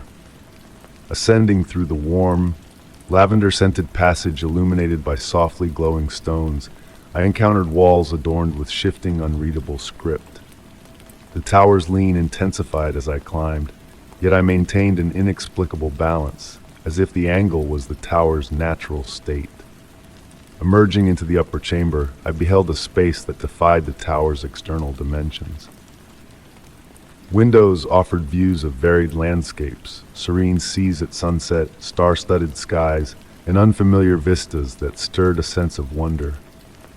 At the room's center, a mystical device resembling an amalgamation of astronomy and music beckoned, its movements graceful and enigmatic. Beside it, a notebook bound in soft leather bore my grandmother's words, guiding me deeper into the tower's mysteries. With each page turned, I delved into a realm of understanding beyond words, where the instrument was not just a tool but a conduit to the subtle enigmas between moments. Adjusting it required a different kind of perception, a harmony of intuition and sensation, unlocking experiences that transcended mere observation. As night enveloped the tower, a profound realization dawned upon me. The tower's lean was not a flaw, but a deliberate design, capturing unseen currents of time and possibility that flowed through the world. The instrument translated these currents into sensations, immersing me in a tapestry of moments and memories beyond comprehension. Hours melted away as I communed with the instrument, glimpsing echoes of the past and future through the shifting windows. As dawn approached, I retraced my steps down the spiraling passage, re-emerging into the circular room bathed in the gentle hues of morning. The tower's shadow now pointed west, heralding a new day, yet I knew its mysterious path would unfold once more with the fall of evening. Nestled back in the reading chair, I embraced the night's revelations like a familiar cloak. The brass lamp's soft glow mingled with the dawn's first light, and distant seabirds added their voices to the symphony of the morning. My grandmother's letter, once a guide, now felt like an invitation to a legacy of wonders waiting to be unraveled. The tower, leaning towards the sky, held secrets and stories that transcended time, inviting those willing to listen with their hearts. In the tranquil embrace of the tower's tilted embrace, I understood that some mysteries were not meant to be solved, but cherished, like whispers in the wind. As the morning unfolded, I remained in quiet contemplation, attuned to the rhythm of time flowing through the tower's leaning spaces. There was more to discover, more to experience, but for now, being present in this realm of gentle secrets was enough. The tower stood as a sentinel of stories, leaning towards the sky, gathering moments like stardust to share with those who dared to venture beyond the veil of reality. And as I sat in the chair, enveloped in the tower's timeless embrace, I knew that the mysteries within would continue to whisper, beckoning kindred souls to embrace the magic woven into the fabric of time itself. Story 14. The soft patter of rain against my window had been a constant companion for hours, blending seamlessly with the distant hum that had beckoned me to this secluded cabin, the enigmatic singing waterfall.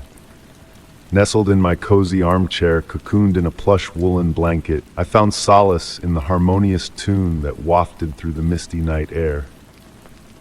The locals had regaled me with tales of the waterfall's captivating song, speaking of how it shifted with the phases of the moon, as if murmuring ancient truths to those who dared to listen intently.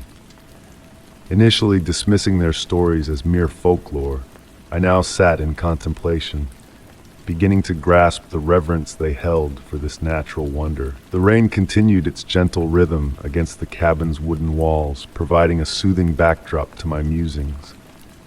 A crackling fire cast flickering shadows across the room, filling the space with a warm, comforting glow. The fragrance of pine and damp earth drifted in through the open window, mingling with the fresh scent of the surrounding forest. Tonight, a peculiar essence lingered in the waterfall's melody. The familiar tune had taken on an almost lyrical quality, as though attempting to convey a specific message. Leaning forward in my chair, I strained to decipher the watery whispers that floated on the evening breeze. The nearly full moon sporadically peeked through the rain clouds, casting silver beams that danced across the room. In those fleeting moments of illumination, the shadows seemed to stir and shift in harmony with the waterfall's song, weaving intricate patterns that eluded my grasp. Beside me, my weathered leather journal lay open, its pages filled with previous attempts to capture the essence of the waterfall's melody. Each night, the notes I penned seemed to morph subtly, as if the song itself were evolving or revealing hidden facets. Tonight, however, the page remained blank, for I was captivated by the current iteration, unable to divert my attention to transcribe it. Gradually, the room's temperature began to drop, a subtle chill seeping in despite the crackling fire. Yet the cold held no menace. It bore the invigorating freshness of a spring morning, cleansing and revitalizing. The mist outside thickened, pressing against the window panes like curious wisps seeking entry. Within its swirling embrace, vague shapes hinted at faces or ancient symbols, tantalizingly close yet ever elusive. As midnight loomed, signaled by the gentle chime of my grandfather's pocket watch. The waterfall's melody surged with newfound clarity. The harmonious tune seemed to intertwine into words just beyond my comprehension, akin to a language half remembered from dreams. The mist outside took on a subtle luminosity, casting a pearlescent glow into the cabin. Unconsciously, I rose from my chair, the blanket slipping noiselessly to the floor as I gravitated towards the window, drawn by an irresistible pull to heed the waterfall's call. Beneath my feet, the wooden floor thrummed with a gentle vibration, mirroring the cascading water's rhythm. Peering through the misted glass, I discerned the path leading to the waterfall, usually veiled in darkness at this hour. Now it shimmered with a faint, ethereal light. Silver lights, akin to fireflies but more otherworldly in hue, danced along the pathway in perfect synchrony with the melody. The rain had dwindled to a soft drizzle, each droplet capturing and refracting the mysterious light like miniature prisms. The very air seemed to resonate with the song, every suspended droplet carrying the waterfall's melody through the night. The spectacle was mesmerizing, instilling not fear but a deep sense of tranquility and connection to something ancient and profound. Without conscious intent, I retrieved my coat and boots, the wooden floor's gentle hum guiding me as I prepared for a midnight stroll. Though my logical mind cautioned against venturing to a waterfall in the dead of night, the compulsion felt more like a courteous invitation than a coercive force. Stepping onto the porch, the song enveloped me entirely, the mist caressing my skin like silk. The luminous path unfurled before me, weaving through the forest like a ribbon of starlight, each step feeling instinctual, as if retracing a forgotten path from ages past. The nocturnal forest, usually shrouded in darkness and whispers, now exuded an aura of enchantment. The trees leaned gently away from the path, their branches swaying in perfect unison with the waterfall's melody. Droplets fell from the leaves like musical notes, adding to the symphony enveloping me. Drawing nearer to the waterfall, the song deepened, resonating within my very being, a comforting thrum rather than a disquieting tremor. The mist thickened, revealing fleeting scenes within its swirling embrace, memories not my own, glimpses of foreign vistas. Gradually, the waterfall materialized through the glowing veil, water cascading in slow motion, each droplet holding the mysterious light like suspended gems. The pool below mirrored not the night sky but a celestial canvas, adorned with unfamiliar constellations. Standing at the water's edge, I watched the liquid cascade in its hypnotic descent. The song had reached a pinnacle of clarity, its words just beyond comprehension, yet their essence resonating deep within my soul. A gentle breeze stirred the mist, and for an ephemeral moment, spectral figures danced within the falling water, not ethereal beings, but embodiments of music itself, fluid and luminous. Time lost its significance as I stood entranced by the watery ballet. The moon completed its journey across the sky, its passage unnoticed amidst the mesmerizing display. The rain had ceased, yet the air remained pregnant with mist and enigma. As the first light of dawn tinged the horizon, the waterfall's melody softened, akin to a lullaby concluding its serenade. The luminescent mist waned, the mysterious lights along the path dimming one by one. Guided by the fading glow and the lingering echoes of the song, I retraced my steps back to the cabin. Each footfall felt weightless, as though traversing a dream, yet the certainty of the experience anchored its reality, or as real as anything could be in this mystical realm. Inside the cabin, my journal lay open to the blank page, awaiting my account. Instead of transcribing musical notes, I inscribed every detail witnessed, every emotion, every enigmatic whisper, every glimpse into the unknown. As the final words flowed from my pen, the sun's first rays filtered through the window, the room returning to its familiar state. Everything appeared unchanged, yet fundamentally transformed by the night's journey. The waterfall's song still serenades me each night, though never again with the clarity of that singular evening. On occasion, beneath the full moon and gentle rain, I catch fleeting glimpses of that mysterious luminescence, echoes of those ethereal figures dancing within the water. The mist occasionally forms patterns hinting at comprehension, and the path sometimes glimmers faintly in the darkness. Yet the true essence of that night remains elusive, akin to the meaning of the waterfall's song itself. Some mysteries, I've come to realize, are not meant for full comprehension but for immersive experience, cherished for their very inscrutability. And so I abide here, an audience to the water's eternal melody, pen in hand, pondering the concealed secrets within the cascade's song and the dance of light through mist. Story 15. The gentle flicker of candlelight waltzed across the weathered wooden floors of the vintage shop, casting soft shadows that swayed with a mesmerizing cadence. Rain tapped against the Victorian windows, composing a soothing melody that enveloped the tranquil evening air. Seeking refuge from the autumn storm, I found myself drawn into this peculiar establishment, where the cozy warmth and the alluring scent of ancient books and polished wood beckoned me to stay a while longer. Amidst the meticulously arranged array of oddities, my gaze gravitated towards a portrait hanging in a shadowy alcove. The painting portrayed a young woman, adorned in a deep blue gown, her features masterfully captured with precision. Her complexion possessed a porcelain-like sheen that caught and mirrored the flickering candlelight, while her dark locks blended seamlessly into the dusky backdrop. Yet it was her eyes that held me spellbound, deep amber pools that seemed to possess an uncanny depth, as if imbued with a forgotten technique that lent them a liquid-like quality. The shopkeeper, a venerable gentleman with silver hair and wire-rimmed spectacles, noticed my fascination.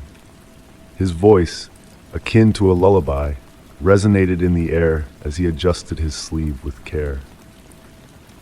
"That portrait carries quite a tale," he murmured, his words measured and deliberate.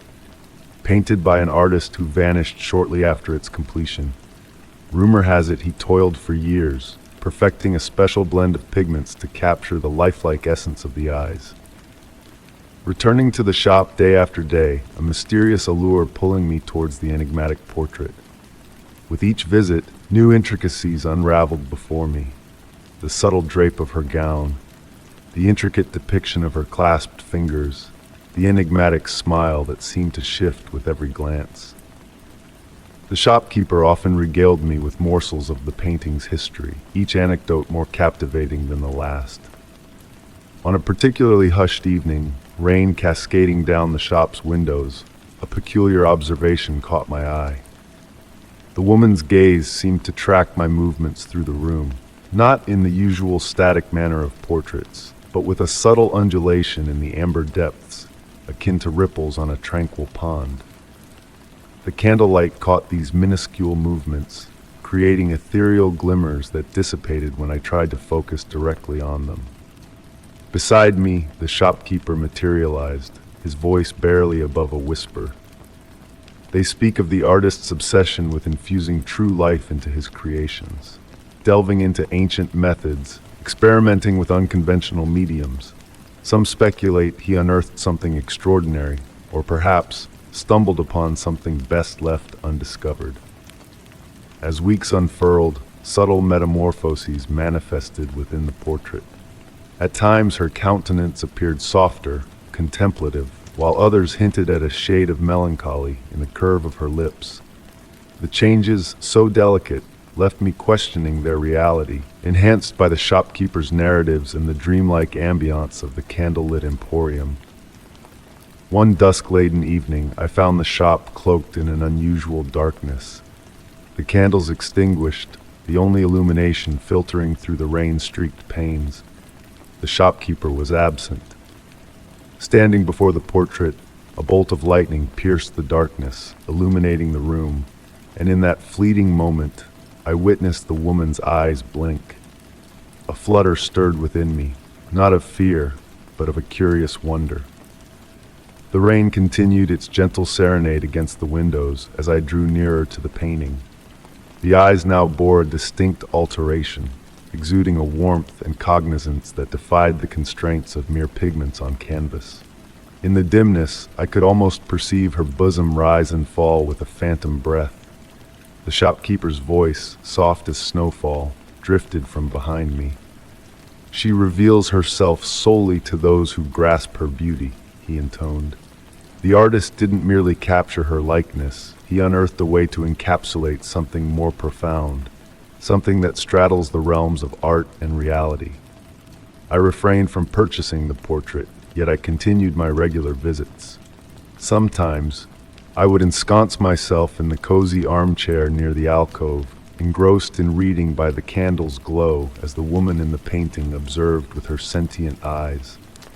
The shopkeeper would offer tea, and we would share companionable silence, punctuated solely by the rustle of pages and the patter of raindrops. Years have drifted by, and I often muse if it was all a figment of my imagination. The subtle shifts in her expression, the fluidity in her eyes, the sensation of being in the presence of something both exquisite and inconceivable. Yet, on quiet nights when rain whispers against my window, recollections of the candlelit shop and the portrait that seemed to pulsate resurface. And in that twilight realm between wakefulness and slumber, I can still sense her gentle gaze trailing me through the shadows. Whispers persist that the painting lingers in that shop, awaiting visitors attuned to the peculiarity within those amber eyes. Some whisper of her smile morphing, of glimpses of motion within the canvas. But perhaps the true enchantment lies not in whether the portrait truly lives, but in those tranquil instants when we permit ourselves to believe in the implausible, suspended in that ethereal space where art and reality merge like watercolors in the rain. Story 16. The autumn breeze whispered softly among the trees as I strolled down the meandering path leading to my grandmother's ancient Victorian home. The weathered wooden steps groaned underfoot, a nostalgic melody of countless childhood memories. Despite the usual warm radiance of the porch lanterns that enveloped the wraparound veranda, this evening they stood ominously dark, reflecting only the ethereal moonlight. It had been 3 months since I inherited the house following my grandmother's peaceful departure in her slumber.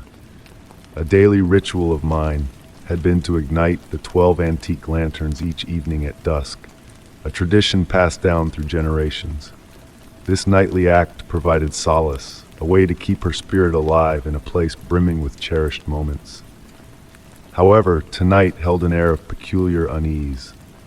The atmosphere was thick with an unusual tranquility, saturated with the fragrance of damp earth and aged timber.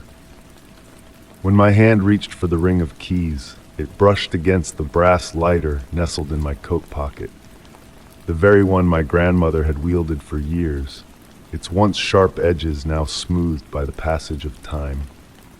The foyer enveloped me in its familiar embrace, a mixture of subtle lavender and the musty scent of old books, an aroma my grandmother had meticulously crafted over the years with dried flowers and leather-bound tomes. My footsteps reverberated softly across the polished hardwood floors as I traversed the house, illuminating the vintage wall sconces that cast a soft amber hue over the Victorian wallpaper. Commencing my evening routine, I attempted to light the lantern by the front entrance. The brass lighter flicked a spark when struck, yet the wick stubbornly refused to ignite, despite being recently replaced. Perplexed, I moved to the next lantern, only to encounter the same resistance. The wicks seemed to repel the flame altogether. A cool breeze stirred the climbing ivy framing the porch, causing shadows to waltz across the wooden floorboards. The moon ascended higher, its silver beams filtering through the leaves, painting intricate, shifting patterns. Each lantern I approached remained shrouded in darkness, their glass panes mirroring my mounting bewilderment. The brass lighter, previously unfaltering, performed flawlessly when tested on a candle indoors. the flame burning strong and unwavering. The grandfather clock's steady tick resonated through an open window, a reminder of the relentless passage of time. Yet this night existed in a realm outside the constraints of ordinary time, as if the unlit lanterns had forged a pocket of stillness in the world. Recollections of my grandmother's tales regarding the lanterns surfaced, stories shared on quiet evenings as we swayed together on the porch swing. She spoke of their lineage, handcrafted by my great-great-grandfather, weaving a narrative of significant nights when the lanterns refused to illuminate. Settling onto the porch swing, I allowed its familiar creaking to meld with the nocturnal symphony. The air grew cooler, carrying the sweet scent of nearby honeysuckle. In the distance, an owl's gentle hoot harmonized with the rustling leaves. Observing the darkened lanterns, a peculiar sight caught my eye. Faint, silvery threads connecting each lantern in the moon's glow. These ethereal strands materialized and dissipated with each blink, akin to gossamer strands catching the light. As the grandfather clock tolled midnight, the silver threads became more defined with each chime, forming a delicate web linking all 12 lanterns.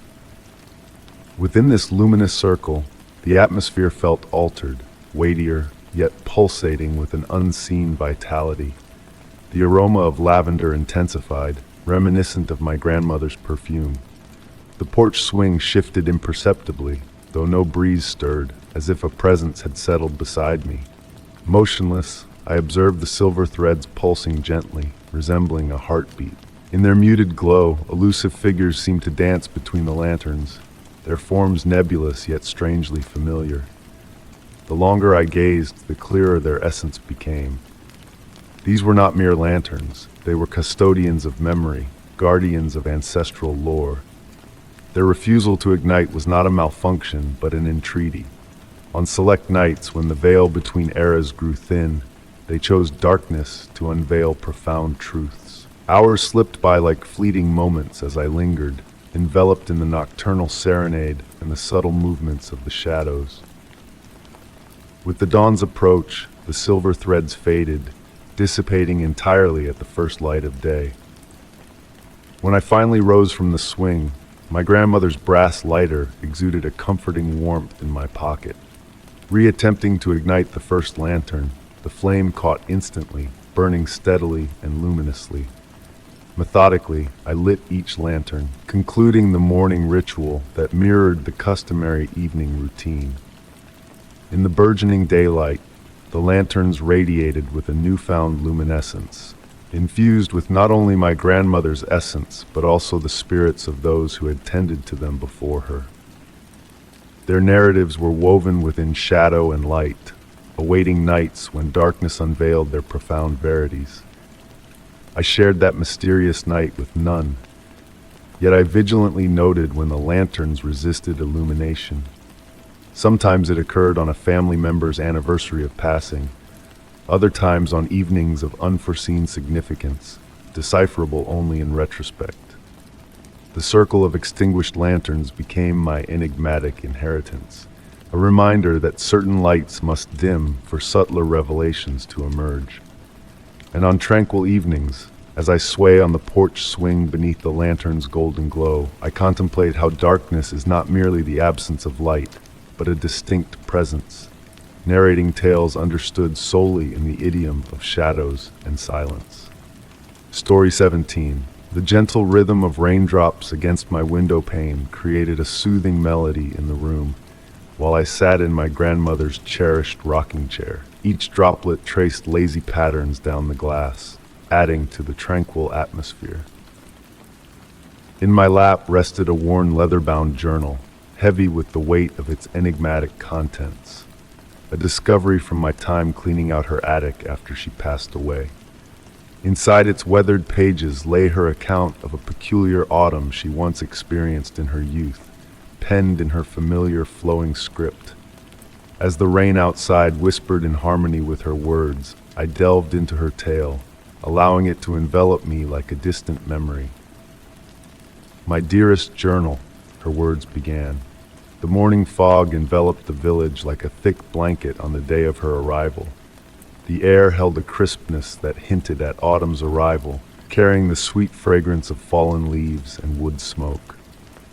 However, a peculiar absence caught her attention as she strolled down the cobblestone street, the echoes of her boots clicking softly against the aged stones. There were no shadows to be found. Despite the morning sun's golden light bathing the quaint buildings with their sloping roofs and weathered signs, the absence of darkness on the ground puzzled her. It was as if a void had replaced where shadows should have danced. The villagers, seemingly unfazed by this anomaly, carried on with their daily routines with a fluid grace that bordered on the surreal. The baker arranged fresh loaves in his window, children hurried to school with books clutched to their chests, and an elderly man meticulously swept his front step. Their movements flowed smoothly, almost dreamlike, as if they floated ever so slightly above the ground. Settling in at her supposed aunt's Victorian home at the village's edge, she continued to observe the absence of shadows. The house exuded the comforting sense of cinnamon and old books, its dark wooden furniture gleaming softly in the lamplight. Yet, even within this cozy abode, shadows refused to manifest. The furniture appeared weightless, disconnected from the laws of reality. "Have you noticed?" Aunt Margaret's soft voice broke the silence as she placed a delicate cup of tea before her guest. The clink of porcelain against the saucer filled the air gently. "About the shadows?" A nod from her guest prompted Aunt Margaret to settle into her armchair, her movements exuding practiced elegance. They departed 3 generations ago. Some claim they were stolen by a wandering merchant fascinated with peculiarities. Others believe they simply grew weary of mimicking our every move and sought more intriguing company. The truth, I suspect, lies in the space between, where most truths find their dwelling. As days turned into weeks, more peculiarities of the village revealed themselves. Unfamiliar bird songs filled the air, resonating from distant lands. The garden flowers bloomed vibrantly despite the autumn chill, their petals shimmering with an inner light detached from the sun's rays. Nightfall brought stars closer, their light casting no shadows upon the earth. The moon, constant and full, hung low in the sky, never shifting its phase. Time itself seemed to flow differently in this place, resembling honey, slow, sweet, and golden. The villagers embraced their shadowless reality with grace, utilizing the absence of shadows to craft mesmerizing works of art that defied logic. The local glassblower created pieces that captured and reflected light without casting shadows. The town's seamstress fashioned fabrics that seemed to radiate light from within. However, it was the children who flourished most in this peculiar world. Unfamiliar with shadows, their games revolved around light catching rather than shadowy pursuits, using mirrors to bounce sunlight in playful patterns. One evening, as she assisted Aunt Margaret in the garden, a question lingered in her mind. "Has anyone attempted to bring the shadows back?" she inquired. Aunt Margaret, tending to a rose bush blooming with sunset-hued flowers, shared a tale of failed attempts by village elders. "The shadows did not vanish. They chose to depart," she explained. "Perhaps it was for the best. Shadows, my dear, are not mere darkness. They are memories of light, remnants of where light once dwelled but exists no more. Maybe we needed to learn to cherish our memories differently." With winter's chill descending, the village remained warm and luminous. The first snow descended noiselessly, each flake capturing and reflecting light like miniature mirrors, illuminating the night sky in a breathtaking display. The absence of shadows transformed the snow-covered landscape into a scene from a dream, untouched and ethereal. She began to grasp why Aunt Margaret found solace in this place. Beyond the lack of shadows, a profound peace permeated the village, where rules softened and reality gentled around the edges. The baker continued to bake his bread, the loaves emitting a subtle glow upon emerging from the oven. Schoolchildren pursued their studies, their books occasionally whispering ancient tales in vacant rooms. The elderly man persisted in sweeping his step, his broom collecting stray bits of starlight alongside dust. On her final night in the village, she and Aunt Margaret sat on the porch, savoring tea tinged with the essence of moonlight. The crisp air enveloped them, the stars above shimmering in a grand spectacle. "Will you immortalize us in writing?" Aunt Margaret's question hung in the air, barely audible. "Yes," she replied softly, "though few may believe such a tale." Aunt Margaret's warm smile held a wisdom beyond words. "That's of no consequence. Some stories are not meant to be believed but felt, like the lingering memory of light on a cloudy day." As she closed her grandmother's journal, a sense of warmth enveloped her, reminiscent of that shadowless haven. Sometimes on quiet nights beneath a full moon, she fancied her own shadow growing fainter, as if recalling a time when it too contemplated departure. The rain outside persisted in its gentle serenade, and a peculiar sight caught her eye in the window's reflection, her shadow wavering momentarily, as if contemplating its own existence. With a slow closure of the journal, her grandmother's words settled around her like autumn leaves, leaving her to ponder if, in a village without shadows, the tale persisted in whispers of light. Story 18. The gentle patter of rain against my bedroom window stirred me from a deep slumber, its steady rhythm weaving a soothing melody in the early morning darkness. Familiar as it was, tonight the rain carried an elusive whisper, an invitation to delve deeper into its secrets. Intrigued, I rose from my bed and made my way to the window, compelled by an inexplicable yearning to peer beyond the glass. The world outside was enshrouded in a thick blanket of fog, a mystical veil that seemed to emanate a soft, inner glow, transforming ordinary shapes into enigmatic silhouettes. Amidst this ethereal mist, a faint blue light beckoned from a distance, barely discernible through the haze, yet undeniably alluring. Enveloped in a cozy wool sweater, I ventured out into the cool, damp night air, the fog caressing my skin like gentle tendrils, carrying with it the unmistakable scent of salt water, a scent that defied logic in our landlocked surroundings. Following the pulsing light, the terrain beneath my feet gradually shifted, the solid ground giving way to velvety sand that cradled my toes, though I could not recall shedding my shoes. The metamorphosis of my surroundings unfolded imperceptibly, until suburban streets dissolved into endless dunes that stretched into the enigmatic darkness. The blue light intensified, synchronizing with the rhythmic sound of unseen waves, replacing the earlier raindrops that had serenaded me to this mysterious realm. Each pulse of light illuminated the fog from within, conjuring intricate patterns that mirrored the fluidity of water. In those fleeting moments of clarity, I glimpsed a colossal form materializing in the distance, the outline of an ancient sailing ship, its time-worn masts towering into the obscurity like spectral fingers reaching for the heavens. Time itself seemed to warp in this surreal landscape, each step forward a paradoxical blend of instantaneous and eternal. The vessel loomed larger in my vision, yet remained just beyond reach, as if woven into the very fabric of the mist. Its weathered sails fluttered in a phantom breeze, the wooden hull groaning under the weight of untold ages. The sound of footsteps in wet sand caught my attention, not my own, but those of unseen entities approaching from behind. When I turned to glimpse them, only swirling mist greeted my gaze, human forms that dissolved upon scrutiny, leaving behind echoes of whispered tales. Stories of a ship that traversed realms, materializing on nights when the boundaries between waking and dreaming blurred. As I stood transfixed, observing the phantom vessel, I discerned details that shifted when not under direct scrutiny. The figurehead morphed from mermaid to sea serpent to sorrowful maiden and back again.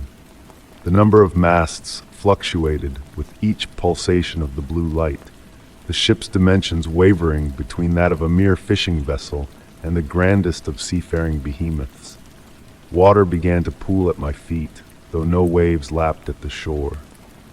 Rising with deliberate intent, the water encased my ankles in a stillness that reflected the fog above like a mirror. In that mirrored image, the ship appeared resplendent in its prime. Billowing sails catching an ethereal breeze, brass fittings gleaming under a sun unseen in this realm, and a spectral crew moving with silent purpose across the deck. The blue light pulsed one final time, a crescendo of luminance, revealing the passengers and crew frozen in time, their countenances serene, their gazes alight with the same azure glow that had drawn me here. They were not ensnared or adrift, they resided precisely where they chose to be. The water began to recede, carrying with it the clarity of the vision before me. The ship's outline blurred into the fog, dissolving into the mist until discerning the vessel from the haze became an impossible feat. The whispers faded, merging seamlessly with the distant cadence of waves. Turning to depart, I found the path homeward transformed. The beach extended endlessly in both directions, the dunes assuming unfamiliar contours in the dimness. Yet, by some instinctual guidance, my feet navigated the shifting landscape, leading me back through the transmuting terrain. The tang of sea salt gradually dissipated, replaced once more by the clean fragrance of rain. Back in my room, I stood by the window, observing as the fog dissipated with the burgeoning dawn. The blue light had vanished, leaving no trace of its presence, save for the lingering hint of brine on my sweater. As the first sunlight pierced the morning mist, a smooth, azure sea glass caught my eye in my pocket, a remnant of the nocturnal voyage. Even now, on quiet rainy nights, a spectral blue glow flickers in the distance. The ship manifests in ever-shifting forms, never appearing quite the same way twice, and I have yet to draw as near as that initial encounter. Yet, the sea glass rests on my windowsill, a silent reminder. And at times when the fog envelops thick and heavy, I hear the distant murmurs beckoning, recounting tales of a ship that navigates the boundary between reality and possibility, forever adrift amidst the waves of the unknown. Story 19. The gentle patter of autumn rain against weathered stone filled the night with a soothing melody, nature's own lullaby, echoing through the ancient corridors of my grandmother's Victorian home.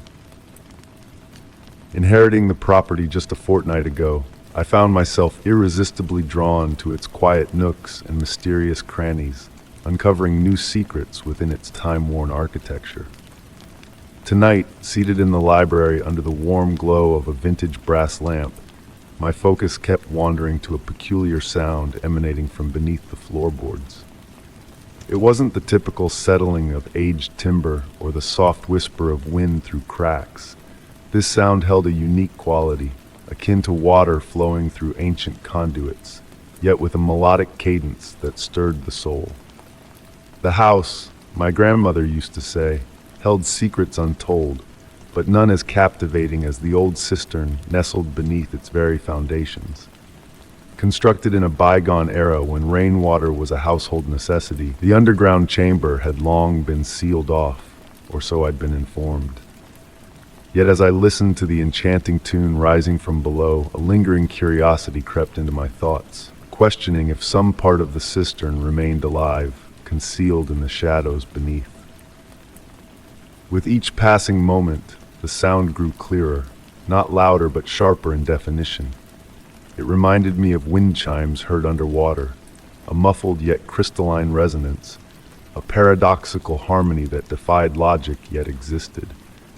Outside, the rain intensified, and in response, the mysterious melody seemed to ebb and flow, dancing to the rhythm of the weather. I found myself wandering the ground floor, tracing the sound like a silken thread through a labyrinth. My footsteps were silent against the aged wood, and the familiar creaks of the house had fallen hushed, as if the very structure was listening alongside me. The flickering light of the brass lamp cast animated shadows on the walls, bringing the floral wallpaper to life in my peripheral vision. In the kitchen, beneath a time-worn rug once belonging to my great-grandmother, A hidden trapdoor caught my eye.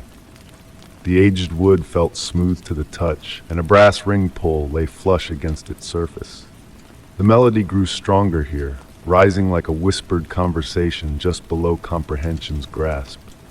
With a trembling hand, not of fear but of anticipation, I lifted the ring, and the door swung open effortlessly, revealing stone steps descending into darkness. The air that wafted upwards was cool, carrying hints of mineral-rich water and ancient stone, reminiscent of forgotten wells and deep caverns. Descending each step cautiously, my lamp cast an amber glow that seemed to be absorbed by the very air around me. The walls, constructed of meticulously placed stones, spoke of craftsmanship long buried in time.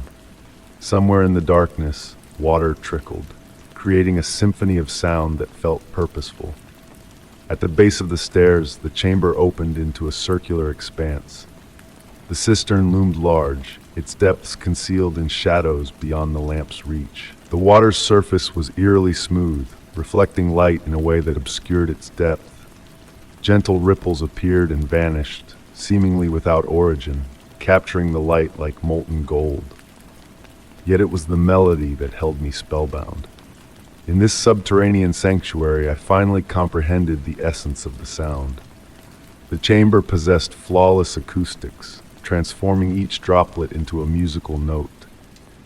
The rain above, filtering through layers of earth and stone, birthed a symphony of delicate impacts.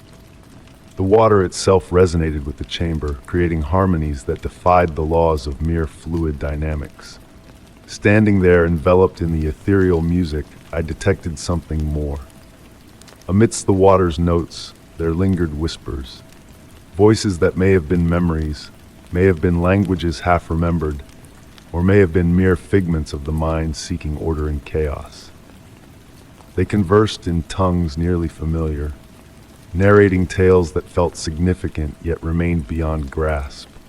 Time seemed to waver in that underground realm, measured not in hours but in droplets and undulating rings. The lamp's radiance dimmed, yet I scarcely noticed, for the darkness had taken on a life of its own, teeming with shifting shadows and subtle stirrings. When I ascended the stone steps, the night had deepened. The rain had ceased, and the enigmatic melody had faded to a faint murmur. I concealed the trapdoor beneath the rug, knowing I would return. The cistern's song had woven itself into the house's very fabric, an arcane symphony playing eternally beneath our feet. Now each night as I lay in bed, I strained to hear that otherworldly music. At times, it resonates crystal clear. At others, it whispers so faintly I question its existence. Yet I've come to realize that some mysteries are not meant to be unraveled. They are meant to be experienced, to be felt in the tranquil interludes between thoughts, in the spaces between raindrops. The cistern continues its timeless performance, serenading an audience of stone and shadow. And occasionally, in dreams more vivid than reality, I discern words within the watery melody, messages from epochs past carried on ripples of sound. But what they seek to convey, what ancient wisdom or forgotten chronicles they harbor, remains just beyond reach, akin to grasping the memory of rainfall. Story 20. The soft, steady patter of autumn rain against the windows enveloped my study in a calming cadence. Surrounded by the comforting glow of an antique desk lamp, I delved into the treasure trove of old family documents that had been passed down through the generations. Shadows danced in the corners of the room, embracing the cozy circle of light that illuminated my work. This house, once belonging to my grandmother, now whispered stories of the past with each creak of its wooden beams. Following her peaceful departure, I inherited not just the Victorian structure, but a legacy of memories woven into its very foundation. Amidst the yellowed papers, I came across a peculiar find, a weathered, leather-bound journal devoid of any distinguishing marks. However, upon opening it, the elegant script of my grandmother greeted me from the pages. Her meticulous notes on household matters led me to a particular entry that gave me pause. Found another door in the root cellar today, It shouldn't be there. The foundation plans show solid wall. As the rain continued its gentle serenade, I reclined in my chair, pondering her words. Memories of childhood visits to the root cellar flickered in my mind, yet I couldn't recall encountering an extra door. The leather of my chair sighed softly as I shifted, harmonizing with the quiet settling of the old house. Silent as a ghost, I rose from my seat and treaded across the room to the kitchen. At the end of a short hallway awaited the cellar door, its brass handle gleaming under the soft light above. With a smooth turn of the key, the door swung open, welcoming me into a realm of cool, earthy air. Descending the wooden stairs, I entered the root cellar, a realm redolent with the scents of history. The musty aroma of stone and soil mingled with hints of bygone apples and potatoes. My flashlight's beam danced across rugged stone walls and ancient storage units, everything seemingly frozen in time. In a distant corner, a peculiar section of the wall beckoned my attention. The texture of the stones appeared subtly different, urging me to investigate further. Tracing the mortar lines with my fingertips, I discovered a hidden recess. With a gentle push, the wall yielded, revealing a staircase leading into darkness. The steps, crafted from the same stone as the foundation, exuded an otherworldly perfection, untouched by the passage of time. A warm, sweet fragrance wafted up from below, carrying whispers of summer gardens and distant memories. Although my grandmother's journal alluded to the hidden door, its contents divulged no secrets of what lay beyond. Despite the allure of the unknown, a sense of tranquility enveloped me as I perched on the top step, surrendering to the enchanting warmth that rose from the depths. The rain's melody faded as I descended, time itself stretching and bending in this subterranean sanctuary. The quality of light shifted, casting a soft, ethereal glow that bathed the walls in iridescent hues, resonating with a harmonious hum that vibrated through the stone. With each step, the air grew sweeter, mingling with ancient minerals, while faint echoes of music and voices tantalized my senses. Yet, as soon as I strained to discern these ethereal sounds, they melted into the ambient hum that permeated the space, a timeless echo of the unknown. Arriving at a small landing, I beheld walls adorned with cryptic inscriptions, symbols that seemed to dance and shift in an enigmatic language of their own. Despite the beckoning descent of another staircase, an unspoken understanding urged me to pause, to savor the mysteries of this hidden realm. Seated on the landing, I absorbed the gentle vibrations and warm currents that enveloped me, neither foreboding nor inviting, but simply existing in a state of enigmatic grace. Retracing my steps, I emerged back into the familiar confines of the cellar, the hidden door closing with a hushed click. Returning to my study, the rain's lullaby still echoed outside, blending with the whispers of the past that lingered in the air. My grandmother's journal lay open before me, its pages a testament to the uncharted depths of our shared history. Beneath the mention of the mysterious door, a faint inscription caught my eye, barely visible yet profound in its wisdom. Some questions are answers in themselves. Some doors exist not to be passed through, but to remind us of what lies beyond our understanding. The staircase, a tantalizing enigma, remained untouched, a threshold to a realm where the boundaries between reality and dreams blurred. In moments of quiet introspection, when the house murmured its ancient secrets and the rain painted patterns on the windows, I would trace the journal's weathered cover with reverence.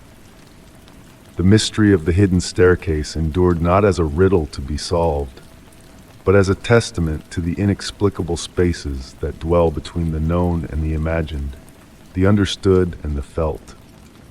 In the twilight realm of consciousness, where questions need no answers and mysteries shroud us like a comforting mist, I found solace in the enigmatic embrace of the unknown.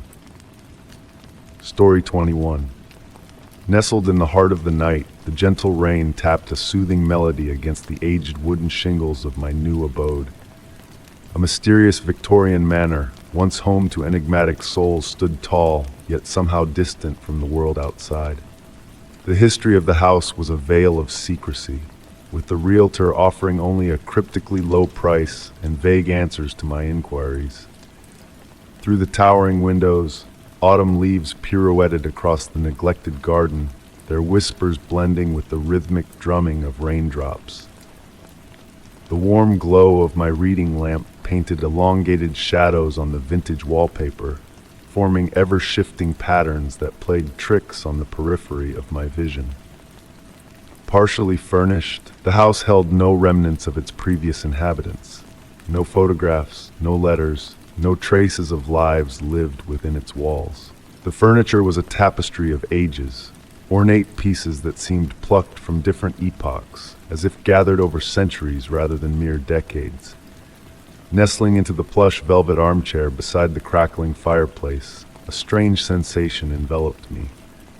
The house felt simultaneously known and unknown, like a recurring dream where reality forever eludes grasp. The fireplace crackled, casting a warm embrace over the room, its light bouncing off the crystal chandelier suspended from the ceiling, splashing prismatic hues on the walls. The grandfather clock's solemn toll echoed through the empty halls, its deep chimes reaching my ears as if through a dense fog. Counting the chimes mechanically, I realized I hadn't wound the clock since my arrival. A soft breeze whispered through the room, though every window stood fast against the autumn chill. The fire's flickering flames painted fleeting shadows that danced on the edge of recognition. The air carried scents of ancient books and weathered wood, mingled with a sweeter fragrance, reminiscent of dried flowers preserved within the pages of time. Rising from the chair, curiosity tugged me towards the myriad rooms awaiting exploration. Each doorway seemed to lead to spaces defying the manor's external dimensions. The library, with its towering shelves and elusive ladder, housed tomes inscribed in unfamiliar tongues, their spines adorned with symbols rather than letters. Running my fingertips along their leather covers, a subtle warmth pulsed as if the books whispered forgotten knowledge. Ascending the curved staircase to the upper floor, each step released a melodic note, weaving an eerie harmony that trailed behind me. The worn banister bore the touch of countless hands preceding mine. Yet upon reaching the landing, I found myself unable to recall the number of steps climbed. The hallway extended further than logic dictated, doors shifting subtly with each glance. Paintings adorned the walls, depicting surreal landscapes, mountains bending towards amethyst skies, forests where trees defied gravity, and oceans flowing upward. In the grand chamber, moonbeams filtered through delicate lace curtains, etching intricate patterns on the polished floorboards. The colossal four-poster bed commanded attention, its heavy drapes stirring in a phantom breeze. The vanity mirror reflected the room flawlessly, save for moments when the reflection lagged behind my movements. Opening the closet revealed a depth seemingly beyond the house's confines. Empty hangers swayed gently, creating a gentle, melodic chime. At the closet's rear, obscured in shadow, stood a smaller door of dark wood, its brass handle gleaming in invitation. I found myself drawn to that door, yet never quite reaching to grasp its secrets. The basement door remained locked, its key eluding discovery among those left by the former owners. In the quiet of night, distant melodies wafted through the floorboards, not eerie, but rather like a symphony played on instruments of elusive origin. Time wavered within the house's embrace, with evenings stretching into days and weeks slipping by in mere moments. The grandfather clock's irregular chimes continued, never striking midnight, the span between 11 and 1 morphing like molten taffy, whispering echoes of forgotten conversations. The house responded to my emotions, expanding to accommodate sorrow, contracting to cocoon moments of joy. The temperature subtly adjusted, maintaining an ideal comfort without intervention. Visitors were scarce, and those who dared venture inside departed swiftly, their memories fading as if gently brushed by the house's unseen hand. Dreams grew vivid, painting images of the manor in eras long past, unveiling its many faces, from pristine youth to ancient overgrowth, under skies of foreign suns. One tranquil evening, as I pored over a cryptic tome in the library, my reflection in the window revealed a room transformed, furniture rearranged, walls tinted anew, bookshelves stocked with unknown volumes. Startled, I turned to find everything as it should be, yet the reflection persisted in its alternate reality. The realization dawned upon me. The house coexisted in multiple timelines, pages of its story stacked one atop the other, shifting occasionally to reveal glimpses between. By candlelight, as rain serenaded the roof and the clock chimed an hour unbeknownst to time, I sensed the weight of unspoken tales brushing against my thoughts. The house whispered its enigmas in fragments, in dreams, in moments when light caressed the ancient floors just so. Some mysteries were best left veiled, I discovered, as the house harbored secrets known only to itself. The rain's lullaby persisted, intermingling with the grandfather clock's cryptic cadence and the hushed murmur of vacant chambers. I ceased probing why the house had chosen me, or where its previous occupants had vanished. Some questions, I realized, bore a beauty in their silence.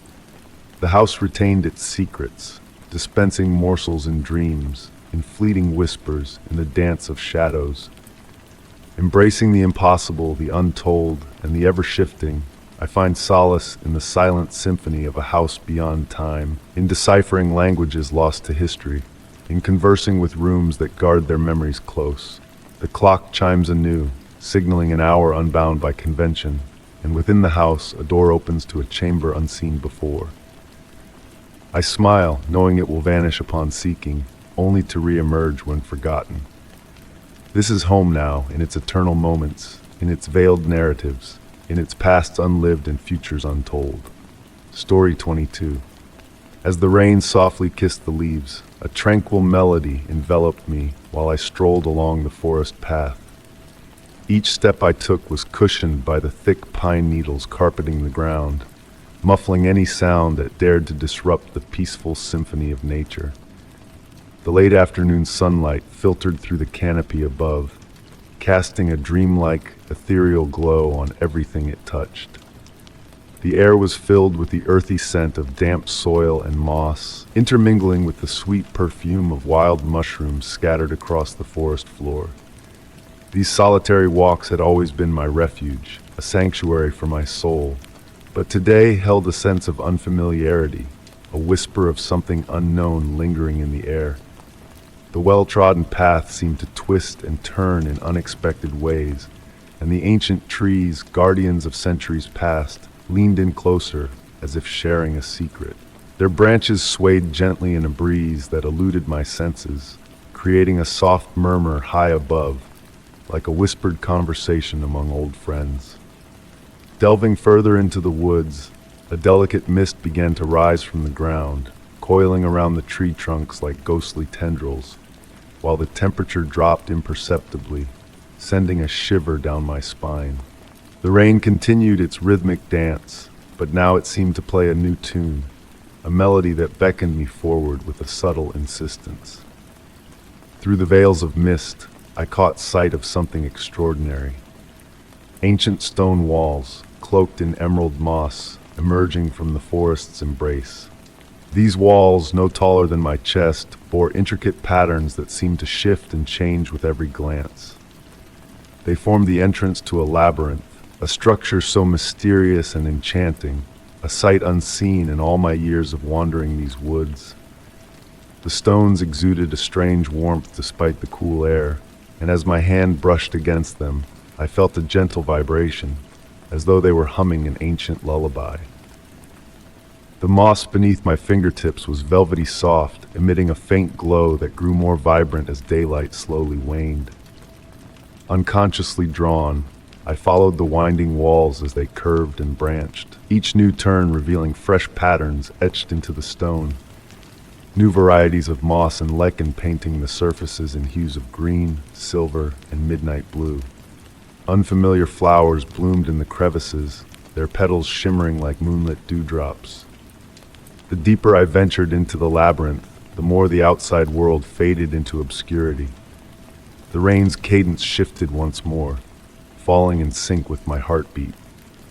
The mist swirled around my feet, mirroring the intricate designs on the walls, and in the distance, a faint sound of wind chimes drifted through the air, though no breeze stirred the stillness around me. Time lost its meaning in this mystical realm. Had I walked for minutes or hours? The soft, diffused light remained constant, emanating from all directions and no direction at once. The walls continued their endless storytelling, revealing scenes of ancient trees dancing in forgotten forests, of enigmatic beings whose forms defied explanation. Turning another corner, I stumbled upon a circular clearing within the labyrinth. At its center lay a pool of water so serene, it resembled a sheet of black glass, occasionally disturbed by ripples that moved against the falling rain. Stone benches encircled the pool, each one carved with the same shifting patterns that adorned the walls. Seating myself on one of the benches, I felt the warmth of the stone seep through my clothing. The raindrops created concentric circles on the pool's surface, each ripple carrying tiny lights that danced and twirled before fading away. Beneath the surface, elusive shadows moved, hinting at memories, dreams, or something beyond comprehension. The chiming sound drew nearer, blending seamlessly with the rain's rhythm and the whispers of the trees, weaving a harmony that resonated deep within my being. The mist continued its ethereal dance around the clearing, at times taking on shapes that almost resembled figures before dissolving into formless vapor. Gazing into the pool, I witnessed images materialize in its depths.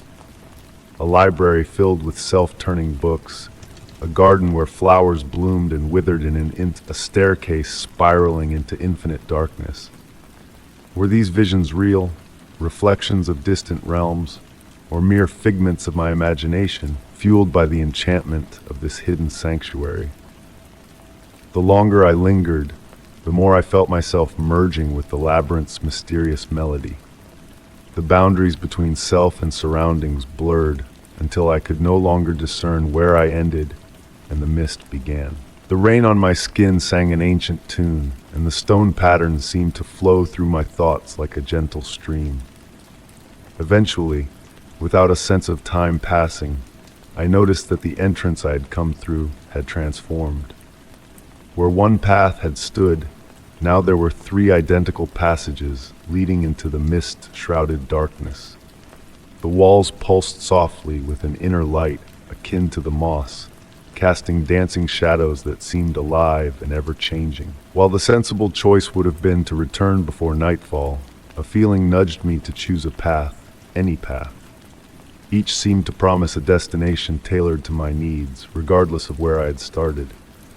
The labyrinth operated on its own enigmatic logic, guided by emotions and intuition rather than physical laws. Rising from the bench, I selected a passage at random. The chimes crescendoed momentarily before fading, replaced by a distant, wordless melody that resonated from the very stones themselves. The mist parted like a curtain, unveiling the path one step at a time. Walking forward, I realized a profound peace enveloping me, dispelling any fear in the face of the unknown. It was as if I had stumbled upon something ancient and wondrous, patiently waiting for discovery. The rain continued its gentle descent, the mist its graceful waltz, and above, stars twinkled through an unseen canopy, their reality uncertain in this realm of enchantment. That day, I did not find my way back to the familiar forest path.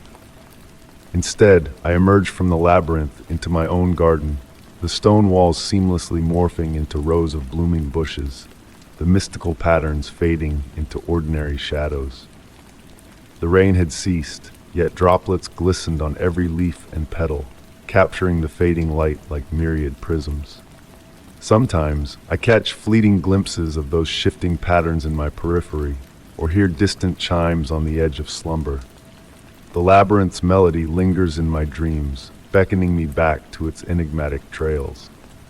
On rainy days when mist rises and light diffuses, I find myself searching for stone walls among the trees, wondering if the labyrinth still awaits, yearning to be discovered by another soul in need of its peculiar magic. Perhaps it never truly existed, save for that liminal space between wakefulness and dreams, where reality bends and twists. Or perhaps it exists everywhere and always, concealed in plain sight, revealing itself solely to those ready to perceive it. Regardless, its memory remains, a gentle reminder of the inexplicable mysteries that saturate our world, waiting to be experienced rather than explained.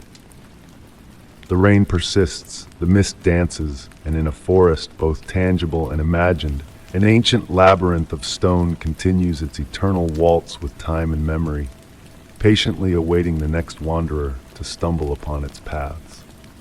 Story 23.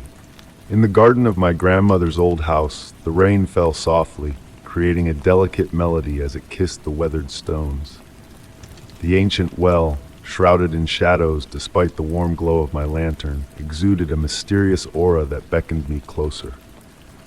Since inheriting the property a week ago, following my grandmother's peaceful passing in her sleep, the atmosphere seemed to have shifted, filled with a presence of a different kind.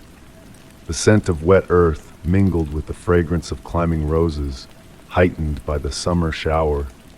The rain cascaded down the well's worn stones, drawing intricate patterns in its wake. Normally sealed with a heavy wooden cover, tonight an inexplicable force drew me towards it. The raindrops seemed to dance uniquely as they descended into the depths, while a strange silver light peeked through the wooden slats, catching my eye. Approaching, the sweet aroma of roses transitioned into a scent of ancientness, a blend of underground waters and ancient stones. My fingertips grazed the rough wood, feeling the history etched into each groove and imperfection by years gone by. The cover, cool and damp, yielded easily to my touch, as if embracing my presence. A gentle breeze rustled the climbing roses, casting intricate shadows in the lantern's glow. With a soft push, I lifted the ancient cover, revealing the well's yawning mouth to the night sky. Holding the lantern over the edge, the light revealed countless water droplets clinging to the stone walls, shimmering like tiny stars with an ethereal glow. And then I heard it, a faint sound, almost imaginary. A whispered melody floated up from the depths, akin to a lullaby sung from a distant realm. Neither distinctly male nor female, young nor old, the voice resonated with an enigmatic charm, speaking of age-old secrets held within the stone and water, of memories preserved in the cool darkness below.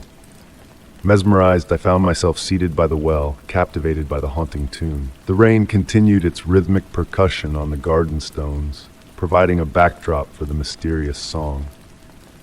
Here time seemed to meander leisurely, akin to honey trickling from a spoon, sweet and unhurried. My grandmother had shared tales of this well, stories passed down through generations, yet she had never mentioned the enchanting singing. Delving deeper into the melody, I discerned fleeting words within, ever shifting and elusive before I could fully grasp their meaning. They evoked memories of my grandmother's lullabies, yet carried an otherworldly essence that imbued a pleasant tingling sensation upon my skin. The voice enveloped me like a comforting embrace, despite its eerie nature. As the rain dwindled from a downpour to a gentle mist, the well's song grew clearer, weaving tales of verdant life thriving in darkness, of underground rivers untouched by light, of crystals blooming like subterranean flowers. Though in an unfamiliar tongue, I comprehended the essence of the words, akin to understanding the language of music without need for translation. The flame of my lantern flickered, casting dancing shadows within the well's confines. Amidst these shadows, vague shapes seemed to materialize, figures moving with fluid grace, akin to underwater dancers. They materialized and dissipated swiftly, leaving me questioning the reality of what I beheld, their movements synchronizing with the mysterious melody's rhythm. Time seemed to ebb and flow, hours blending with minutes in the presence of the ancient well and its enigmatic whispers. The voice persisted in its melodic murmurs, at times seeming to emanate from the depths below, other times resonating from the very stones themselves. A cool zephyr wafted through the garden, carrying scents of damp foliage and night-blooming blooms. The climbing roses swayed gently, their motion crafting shifting patterns in the lantern's light. The well's voice seemed to harmonize with this natural symphony, its melody adapting and flowing like water around stones. Lost in the hypnotic amalgamation of rain, wind, and song, memories of my grandmother surfaced. I envisioned her tending to the gardens, her touch tender as she nurtured the roses. Often she would pause to rest beside this very well, her countenance serene as she peered into its depths. Had she too heard these ethereal voices? Had she, on rainy nights akin to this, listened to their ancient melodies? The notion brought a soothing comfort, forging a connection across time between her experiences and mine. Perhaps this was why she exuded such tranquility in this garden, especially near the well. She comprehended something that I was just beginning to grasp, that certain places harbor mysteries meant not to be unraveled, but simply experienced. Gradually, the voice faded as night deepened, its whispers growing fainter with each passing moment.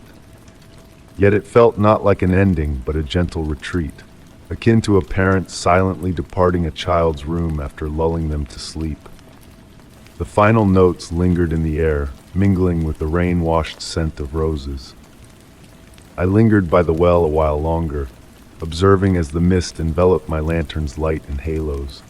The stones glistened with moisture, and droplets continued to fall from the rose petals, each capturing the light like a fallen star. Though the well's song had entirely dissipated, its echo lingered in my mind, a melody just beyond the grasp of memory. As I rose to return to the house, a newfound calmness enveloped me, a sense of deeper connection to this place now my abode. I opted not to replace the well's cover, sensing it needed to breathe, to exchange its ancient songs with the night's air. Instead, I left it exposed to the stars, knowing its mysteries awaited me on future rainy evenings. Indoors, the soft patter of rain persisted, now tinged with traces of that otherworldly melody. As I readied for slumber, I realized I had unearthed a truth my grandmother had long understood, that profound mysteries often lie in letting them be, in allowing their existence akin to music in the darkness, like whispers from deep wells, like memories resurfacing in the quiet of night. That night, my dreams wove tales of subterranean rivers and crystalline gardens, of roses blossoming in obscurity, and of melodies with no discernible beginning or end. At dawn's break, sunlight streamed through my window, illuminating the silent well in the garden. Yet now, I held its secret close. On certain nights, when rain falls just so and roses perfume the air, ancient voices still sing their timeless melodies to those patient enough to listen. Story 24. The gentle patter of autumn rain against weathered stone created a soothing melody, a lullaby from nature itself as dusk settled in. Standing before the ancient church, its spire reaching towards the misty evening clouds, I watched as fallen leaves twirled around my feet in a slow, graceful dance. The air was filled with the earthy scent of damp soil and aged wood, tinged with something elusive, something that hinted at forgotten prayers and silent chimes. I hadn't planned on discovering this place. My evening stroll took an unexpected turn when the rain began, leading me along a winding path that somehow brought me to this sacred sanctuary, seemingly existing in its own timeless realm. The church's weathered exterior bore the gentle traces of countless seasons, its stone walls cloaked in a soft moss that seemed to radiate a faint, ethereal glow in the deepening twilight. With a touch, the heavy wooden door swung open easily, releasing a soft, musical sigh from its ancient hinges that reverberated through the empty nave. The rain's song became a distant lullaby, enhancing the profound silence enveloping the space. Stained glass windows, their colors muted by the fading light, cast gentle pools of amber and violet onto the worn stone floor. Moving further into the church, my footsteps whispered against centuries-old flagstones. The air held a unique quality, not musty and oppressive, but rather a crystalline stillness, as if the very essence of time had been preserved within. Rows of polished wooden pews stretched out before me, each one a testament to generations of devotion, smoothed by countless hands and countless prayers. The fragrance of ancient wood and stone mingled with remnants of long extinguished candles. In the deepening darkness, intricate carvings adorned the walls and columns, their faces and figures seeming to shift and transform with each glance, their expressions veering between tranquility and enigmatic mystery. Near the altar, a lone candle flickered in a brass holder, though I could not recall seeing anyone else in the church. Its flame cast dancing shadows that glided purposefully across the ancient stones, guiding my gaze towards a small wooden door nestled into the wall. It was unassuming, easily missed, yet it beckoned to me with a gentle insistence. Beyond the door lay a spiral staircase ascending into darkness. Each step bore the marks of time, worn down in the center by the passage of countless feet before mine. As I climbed, the rain's rhythm grew louder, morphing into a melodic cadence, almost like music. The air turned cooler, carrying hints of the fresh night air and something sweet and ancient that eluded my identification. Emerging into the bell tower's small chamber, moonlight filtered through narrow windows, casting silver pathways across the floor despite the lingering rain clouds outside. In one corner stood an aged wooden desk, adorned with leather-bound books and yellowed papers. The pages were filled with handwritten text in fading ink, the words just beyond the threshold of legibility, no matter how intently I tried to decipher them. As I approached the desk, the air filled with the delicate chiming of bells, not the booming tolls of church bells, but a fragile tinkling akin to silver wind chimes swayed by a gentle breeze. Yet the massive bell above me remained unmoving, its bronze surface reflecting the enigmatic moonlight. The ethereal sound seemed to emanate from all directions and none, bringing a profound sense of tranquility with it. In that chamber, time seemed to lose its grip. I found myself seated in an ancient wooden chair, witnessing the slow dance of shadows and moonlight playing across the floor. The phantom bell's melody intertwined with the rain's rhythm, weaving a tapestry of ancient enigmas and forgotten reveries. At times, I glimpsed movements at the corners of my vision, a flutter of robes, a passing shadow that seemed more tangible than mere shade. The papers on the desk rustled sporadically, though no breeze disturbed the air. Fragmented sentences caught my eye, hinting at time flowing like a river, at moments existing beyond the confines of ordinary hours, at prayers resonating eternally through the chambers of reality. My watch, I discovered, had halted at midnight, despite the hour being far earlier. The darkness outside the windows remained constant, neither deepening nor lightening. The rain's gentle cadence persisted, yet I noticed the droplets falling in intricate patterns, creating transient shapes that lingered a moment too long before dissolving. The chamber's serenity was absolute, yet brimming with a quiet vitality. Every shadow held latent potential, every silence pregnant with unspoken narratives. The boundaries between wakefulness and slumber blurred, not causing confusion, but rather fostering a gentle dissolution that allowed for profound comprehension. The very atmosphere seemed to exhale ancient wisdom, willing to divulge its secrets to those patient enough to listen. Occasionally, when moonlight bathed the walls at specific angles, elegant script emerged on the stone, flowing like water before vanishing once more. Though the words remained just out of reach, they left traces of stories in my mind, tales of past wanderers who had chanced upon this enigmatic place over the centuries, each adding their own strand to the tapestry of its intrigue. I lost track of time in that chamber, enveloped by the harmonious symphony of rain and phantom bells, observing the interplay of light and shadow on ancient stones. Time flowed differently within that space, akin to honey, sweet and languid.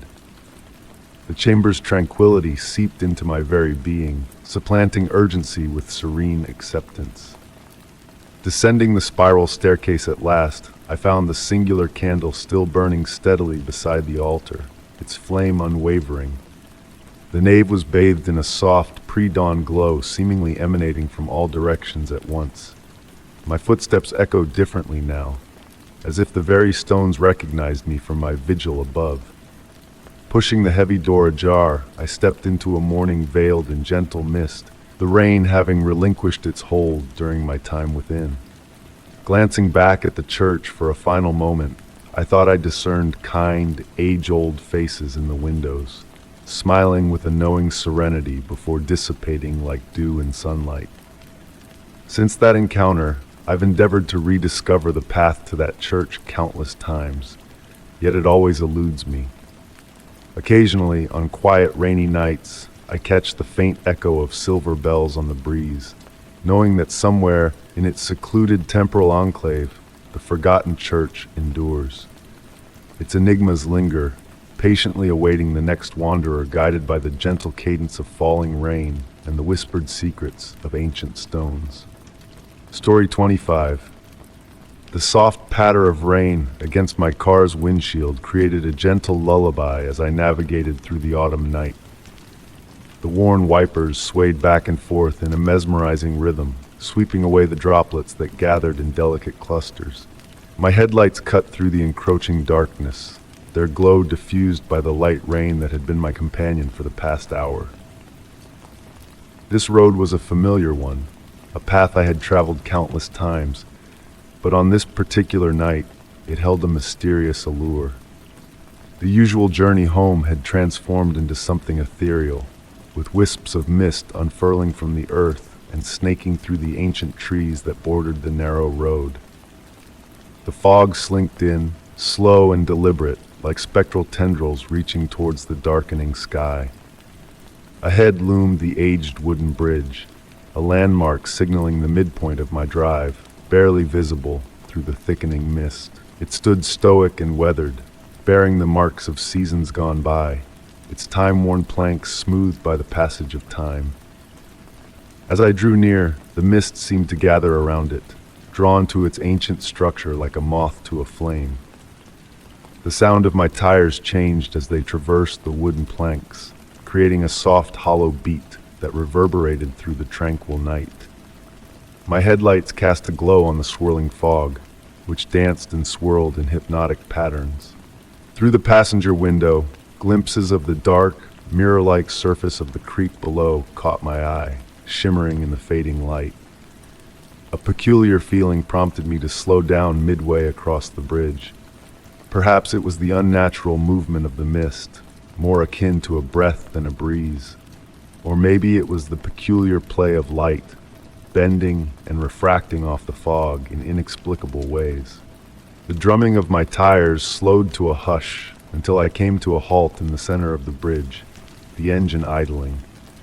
In the quiet, I became aware of other sounds, the gentle murmur of water below, the soft tap of rain on metal and wood, and something else, a whisper on the edge of perception.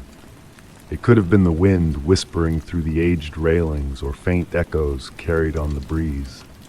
But within those whispers, there lingered fragments of words, tantalizingly close, yet just out of reach. Cracking the window open slightly, I invited the cool, damp air into the car. A myriad of scents wafted in.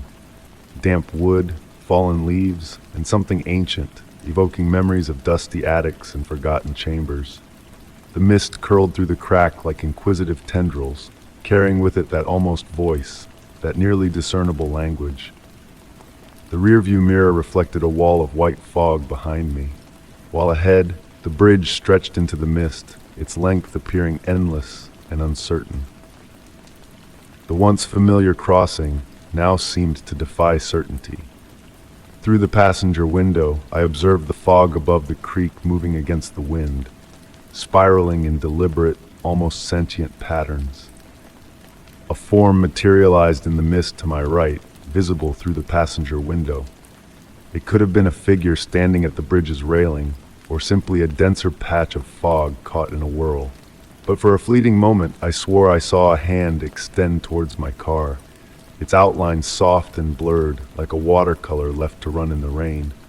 The radio, previously playing soft melodies at a low volume, began to switch stations autonomously. Amidst the static, snatches of songs and voices flitted by, each fragment fleeting and insubstantial. The digital display flickered, cycling through seemingly random numbers that, upon closer inspection, hinted at a pattern just beyond recognition. Time warped, mimicking the fluidity of the mist outside. I lost track of how long I lingered there, entranced by the swirling fog and the murmured almost words.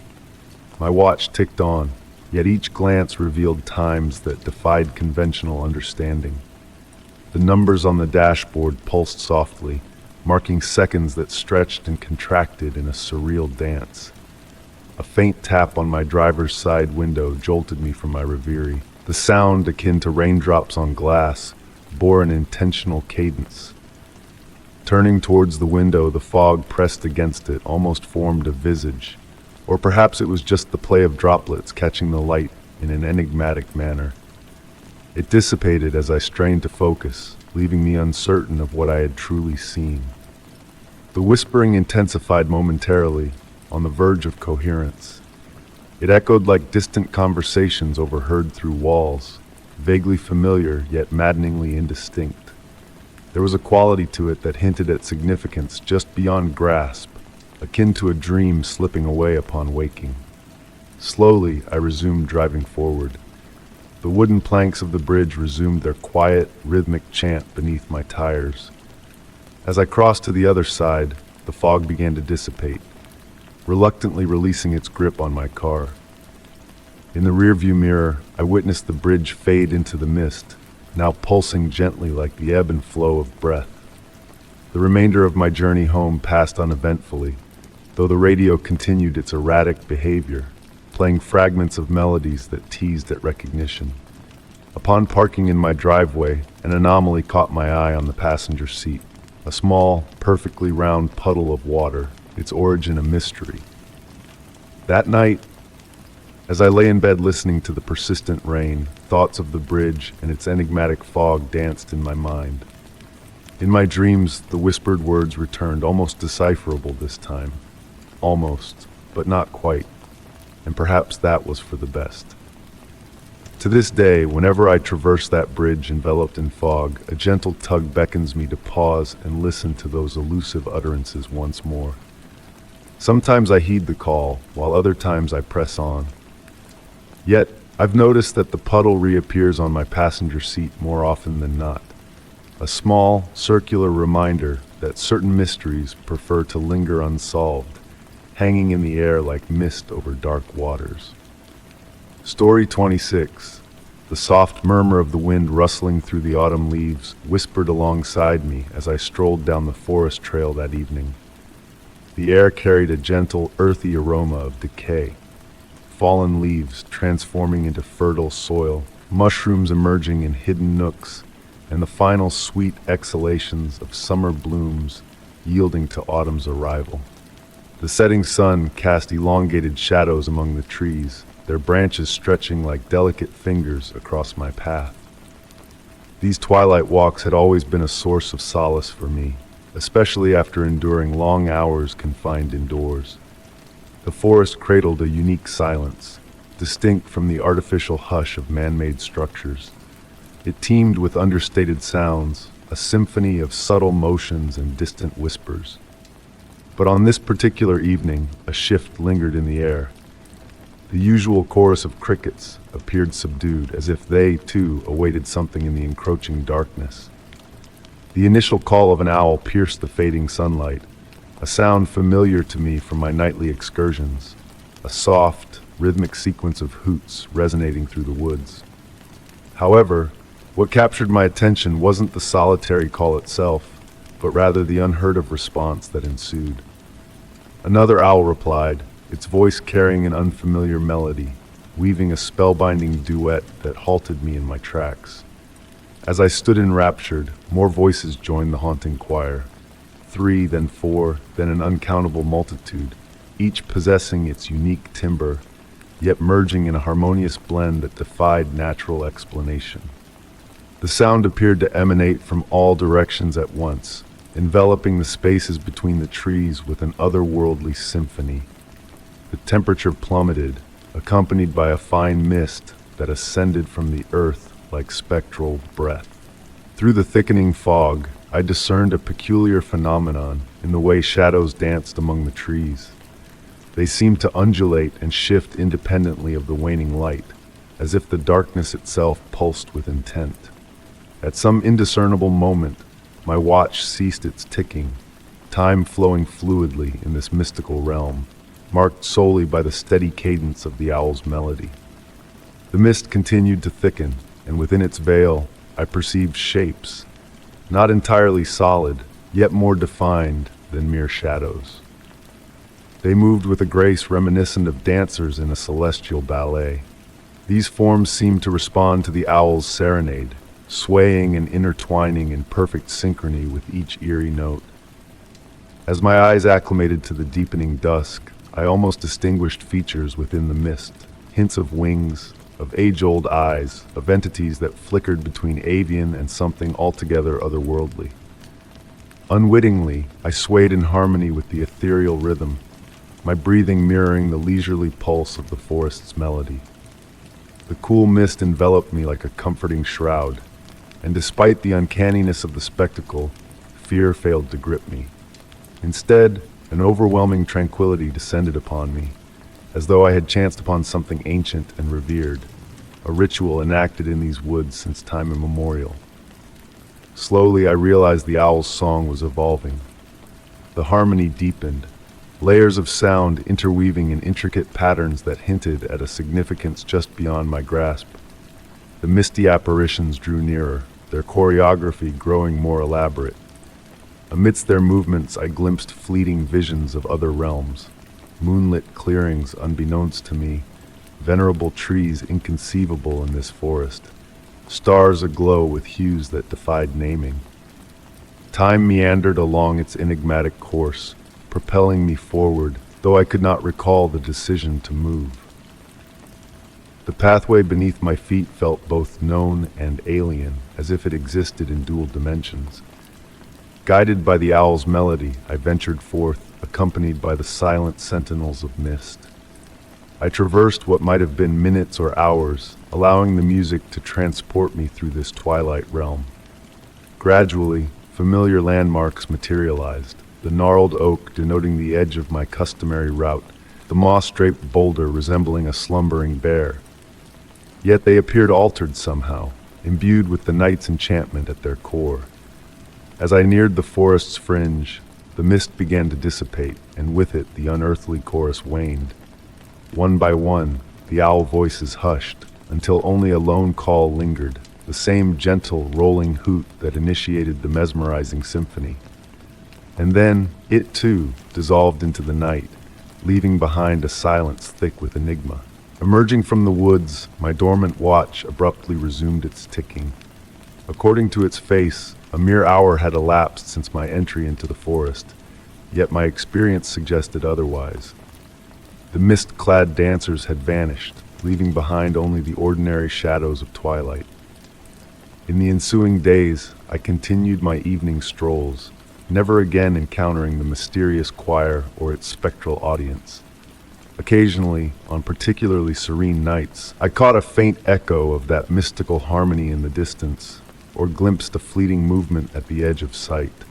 Nevertheless, the complete symphony remained elusive, a dreamlike recollection more substantial than reality itself. The forest harbored its secrets closely, unveiling them solely in moments of perfect twilight, when the boundary between actuality and possibility blurred. Evening descends, and I still tread the paths, pausing to listen when an owl's call pierces the encroaching darkness. And at times, exceedingly rare, I swear I detect the inception of a reply, bearing the promise of another pas de deux between shadow and light, guided by the melody of solitary owls. Story 27. The soft patter of rain against the window panes enveloped the ancient house in a calming symphony, a gentle lullaby that seeped into every nook and cranny, soothing the very soul of the dwelling.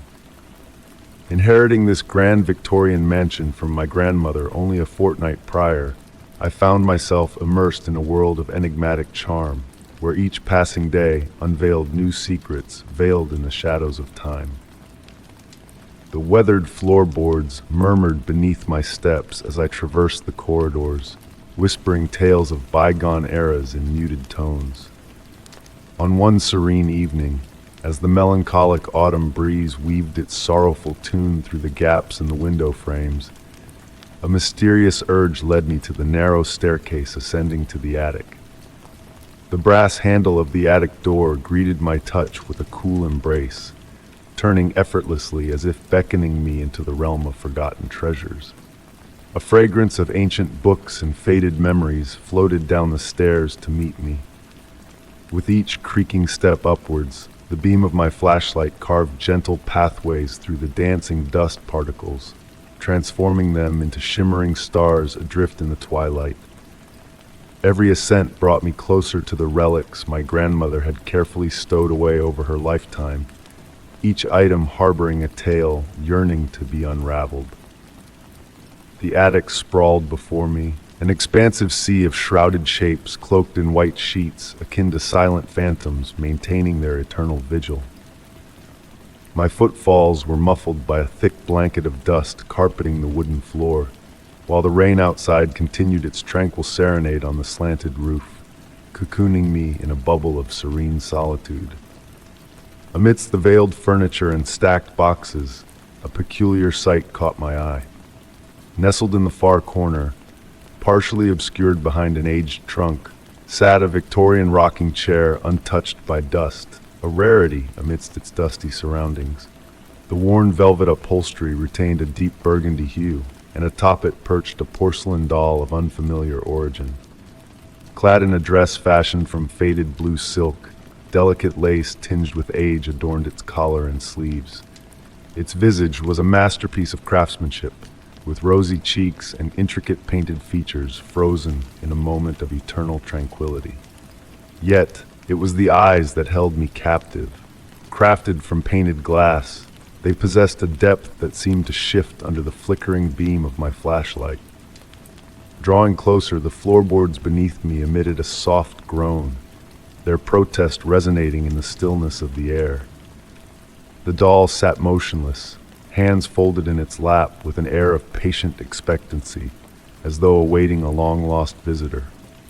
A small key protruded from the doll's back, hinting at its musical nature, though I hesitated to wind it amidst the attic's silent expanse. The atmosphere surrounding the rocking chair felt different, cooler, denser, as if charged with an unseen energy. My breath materialized in wispy clouds in the flashlight's beam, contrasting with the warmth lingering in the rest of the attic. Tentatively, I extended a hand to touch the doll's porcelain cheek, only to be met with a sensation not of cold smoothness, but of a gentle warmth pulsating ever so faintly. In that moment, a whisper of a melody, distant and ethereal, drifted through the air, akin to a music box playing in the far reaches of the mind. The sound, barely perceptible, might have been a figment of my imagination, yet it carried echoes of a lullaby my grandmother used to hum when I was a child. Lost in reminiscence, I was startled to witness the rocking chair move ever so slightly, a subtle shift, almost imperceptible, yet enough to quicken my heartbeat. The chair settled back into stillness, but the air seemed to hold its breath, pregnant with anticipation. Subsequently, my visits to the attic became more frequent. At times, I would sit for hours in a neighboring chair, observing the doll in its tranquil repose. On hushed nights, when the house surrendered to its deepest silence, the faint strains of that distant melody lingered on the edge of perception. One twilight, as the sun dipped beneath the horizon, casting the attic in hues of amber and shadow, I stumbled upon a small diary tucked behind the rocking chair. Within its pages, written in my grandmother's elegant script, was a revelation that captured my attention. A photograph serving as a bookmark depicted my grandmother as a young girl, seated in that very rocking chair, cradling what appeared to be the same doll. Yet, a peculiar detail caught my eye. The doll's posture in the photograph differed slightly from my initial encounter. Its head tilted at an alternate angle, hands arranged in a different configuration. In the diary, my grandmother chronicled the gift she had received on her 8th birthday, a musical doll that played the sweetest lullabies she had ever heard. She recounted how the doll offered solace during thunderstorms, and on lonely nights, she could swear she heard it sing without being wounded. The final entry concerning the doll was penned mere days before my grandmother's passing, narrating her sensation of the doll's presence comforting her during her final hours, the old lullaby weaving through her dreams. The narrative abruptly ceased midway, as if interrupted in its telling. Presently, during tranquil evenings spent in my grandmother's abode, I am often drawn back to the attic.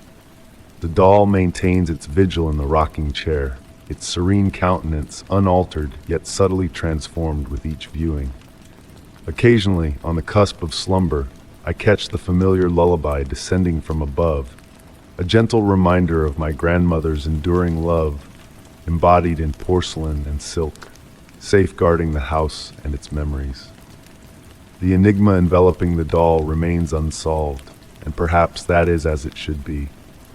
Some enigmas are best left as gentle ponderings, drifting between reality and reverie. In those moments when the house is cloaked in profound stillness, rain tapping softly against the windows and wind whispering through the halls, I find solace in the knowledge that above, in that dusty attic, a porcelain doll stands sentinel, cradling secrets and memories within its warm, benevolent embrace.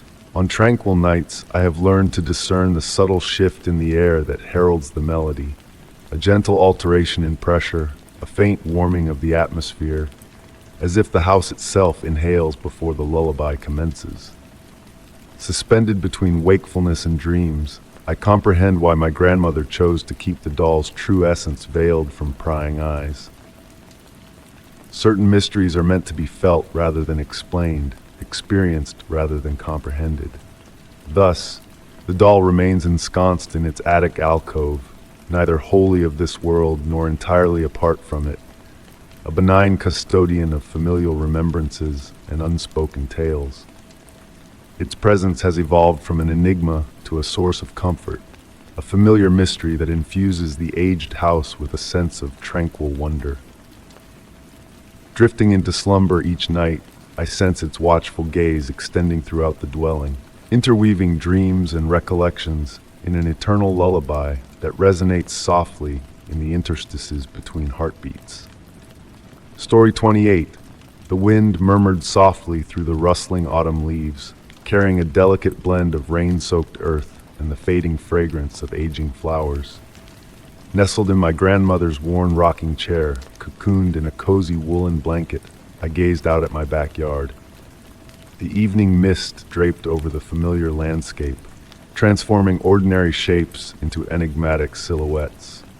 The rhythmic creak of the chair on the wooden porch boards mirrored the cadence of my breath, lulling me into a tranquil state. My gaze wandered to the ancient hedge that stood as a silent sentinel at the edge of my property. A barrier of thorny branches, it loomed overhead, its lush foliage concealing the mysteries beyond. Grandmother used to spin tales of the hedge, claiming it was as ancient as time itself, safeguarding something precious on the other side. In my youth, I had embraced her stories as whimsical fantasies, much like her tales of moonlit fairies and whispering shadows. As twilight descended, a subtle scent of roses drifted on the misty air, a curious occurrence given the absence of roses in my garden. The fragrance intensified with the darkening sky, a sweet essence reminiscent of the dried petals stored in grandmother's jewelry box.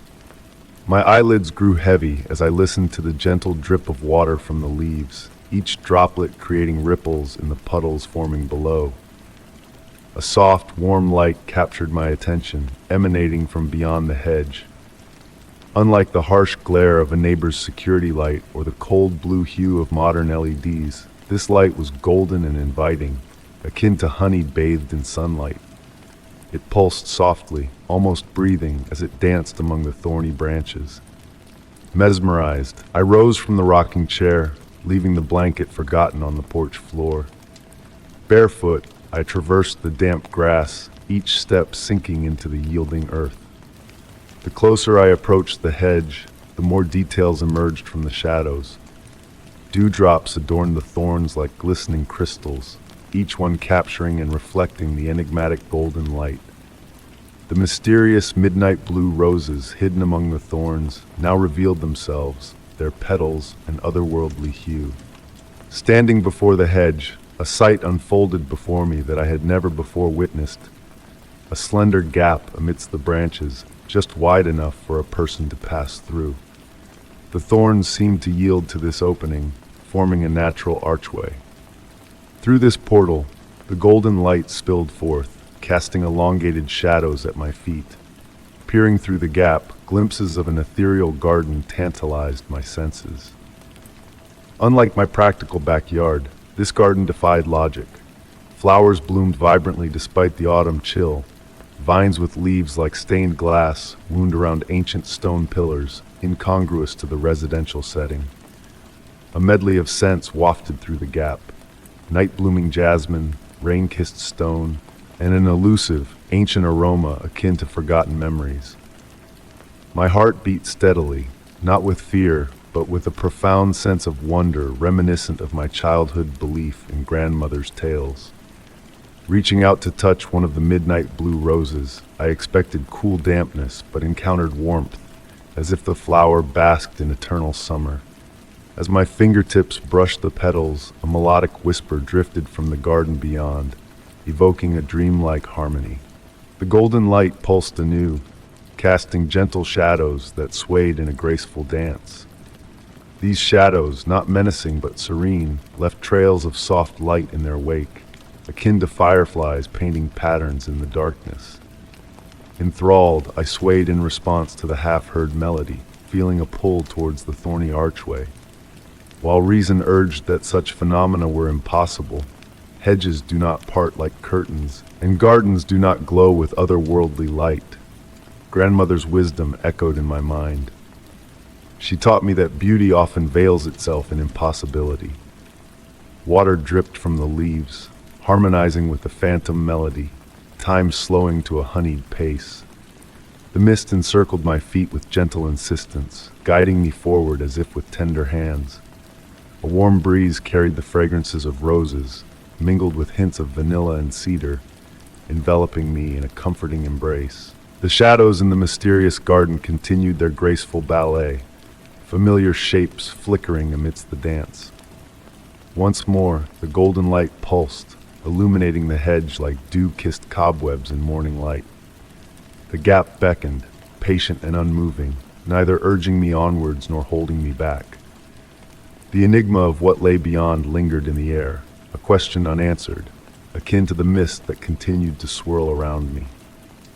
In that moment, as the practical world receded, leaving only the melody of falling water and the ethereal glow beyond the hedge, I comprehended. Perhaps the true enchantment lay not in crossing the threshold, but in acknowledging its existence, a liminal space where the ordinary converges with the ancient and the strange. A smile played upon my lips, understanding dawning like the first light of dawn. Some gardens are meant to be glimpsed, but never fully explored, their mysteries preserved like pressed flowers within the pages of memory. The hedge held its secrets, as it had for generations, yet now I knew they awaited behind the thorns, waltzing in golden light to the symphony of raindrops. Story 29. The gentle pitter-patter of autumn rain against my window whispered a soothing lullaby, enveloping me in a tranquil embrace as the evening unfolded. Nestled in my cherished armchair, cocooned in the familiar warmth of a woolen blanket, I observed as darkness gradually enveloped the ancient garden outside. The raindrops, kissed by the fading daylight, cascaded down the glass in a shimmering dance of liquid silver. Amidst this serene moment, a peculiar sight caught my eye. A soft green light, a mere glimmer, flickering amongst the ancient oak trees at the garden's edge, barely visible through the veil of rain. The light swayed gently, akin to an old lantern carried by unseen hands, casting a glow that was not the harsh modern green, but a soft, almost phosphorescent hue reminiscent of summer fireflies. Drawn irresistibly to this enigmatic radiance, I found myself captivated, my gaze tracing its hypnotic path as it meandered among the trees. The rain continued its melodic symphony, harmonizing with the occasional whisper of wind rustling through the leaves. Memories of my grandmother's tales about the mystical spirits rumored to dwell among those ancient trees resurfaced, her gentle voice narrating bedtime stories that once fueled my childhood imagination. While I had dismissed them as mere folklore back then, the sight of that ethereal green glow reignited a spark of wonder within me.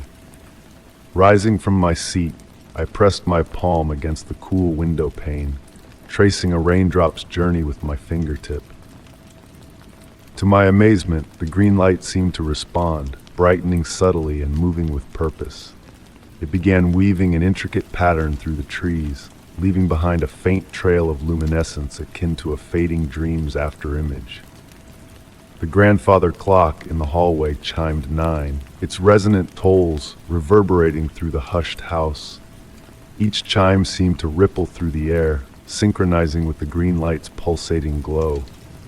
Breath fogging up the window, I remained spellbound, witnessing this inexplicable dance of light and sound unfold before me.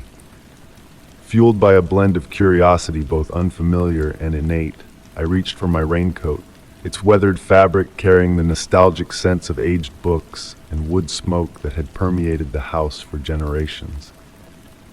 Donning it, I found the green light had paused, as if awaiting my presence. The rain had eased into a gentle mist, perfuming the evening air with the earthy fragrance of wet soil and autumn leaves. As I trod the garden path, the stones beneath my feet emanated a soft, squelching sound, accompanied by the rhythmic percussion of water droplets cascading from the canopy above. With each step towards the light, the atmosphere shifted, thickening around me, charged with an electricity that tingled the fine hairs on my arms. Approaching closer, I discerned that the green glow wasn't a lantern, but a spherical light hovering at chest level. Its edges were soft and blurred, akin to a watercolor painting blurred by rain. Casting peculiar shadows among the trees, it transformed familiar shapes into enigmatic forms that seemed to morph and shift with every angle. A subtle warmth radiated from the sphere, not fiery or electric, but organic, akin to the gentle warmth of sun-soaked spring soil. Stationed before it, raindrops fell languidly around the light, as if time itself had slowed, capturing the green radiance in a constellation of emerald stars suspended in midair. The sphere resumed its motion, leading me deeper into the garden, my steps cushioned by layers of fallen leaves accumulated over centuries. The path we traversed felt unfamiliar, winding amidst trees I had known my entire life, yet under the ethereal light they appeared different, bathed in an otherworldly glow. The air grew heavy with the fragrance of nocturnal blooms, their sweet yet alien perfume pervading the surroundings. Time lost its grip as I journeyed, marked solely by the steady cadence of rainfall and my muted breaths. The sphere would pause intermittently, ensuring my continued presence before proceeding on its enigmatic course. In these moments of stillness, a faint melody, not quite distinct but a mere echo of a childhood tune, lingered in the air. Eventually, we arrived at a clearing hitherto unseen, though I had thought myself familiar with every nook of the garden. At its heart, an ancient stone well stood, adorned with moss and delicate ferns. Hovering above it, The green light cast its radiance into the well's depths. Approaching closer, I discerned intricate patterns etched into the well's stone rim, symbols that seemed to shift and morph whenever I tried to focus directly on them. Slowly, the spherical light descended into the well, coaxing the carved symbols to emit a faint luminescence of their own, orchestrating a mesmerizing play of light and shadow. The air thrummed with an ancient, knowing energy, as if something had awaited this moment for centuries. Leaning over the well's edge, I watched as the green light descended further, revealing glimpses of other lights in deeper hues, blues, purples, and golds, each moving in their cryptic choreography.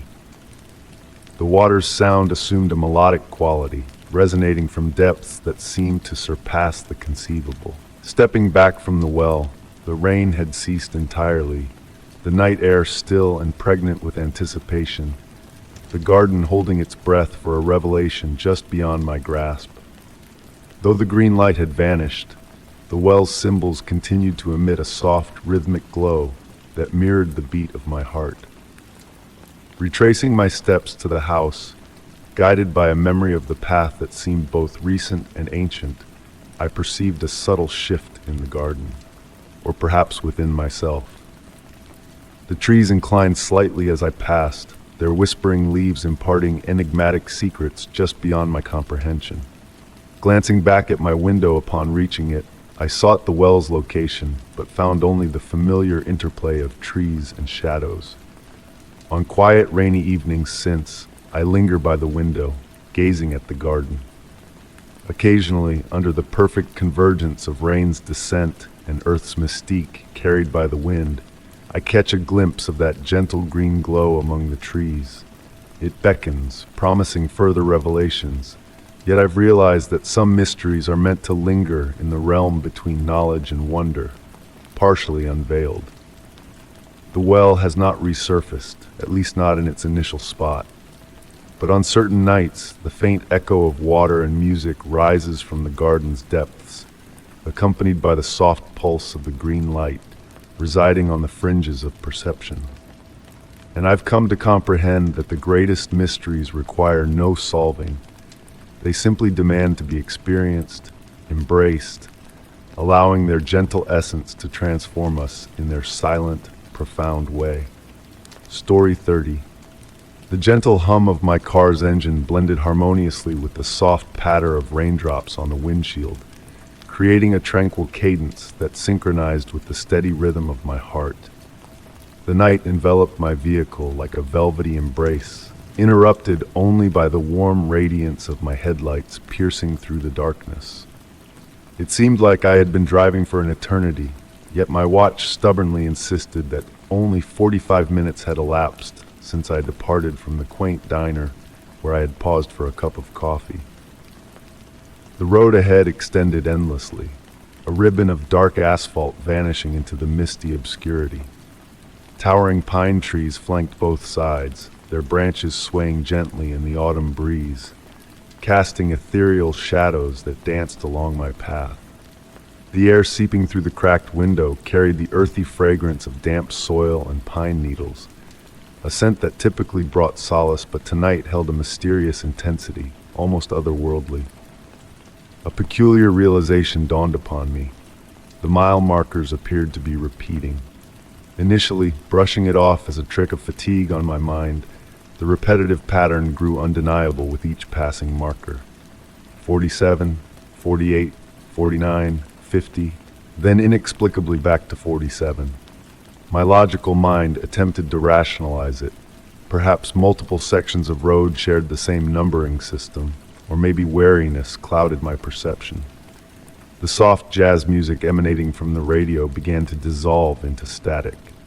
Despite my efforts to tune it, the signal remained elusive. Beneath the crackling interference, faint whispers lingered, too indistinct to decipher but potent enough to send a shiver down my spine. Opting for the soothing symphony of rain and the rhythmic swish of the wipers, I silenced the radio. As the night deepened, I glimpsed other vehicles on the road, or rather, the same vintage car, trailing behind me at regular intervals in the rearview mirror.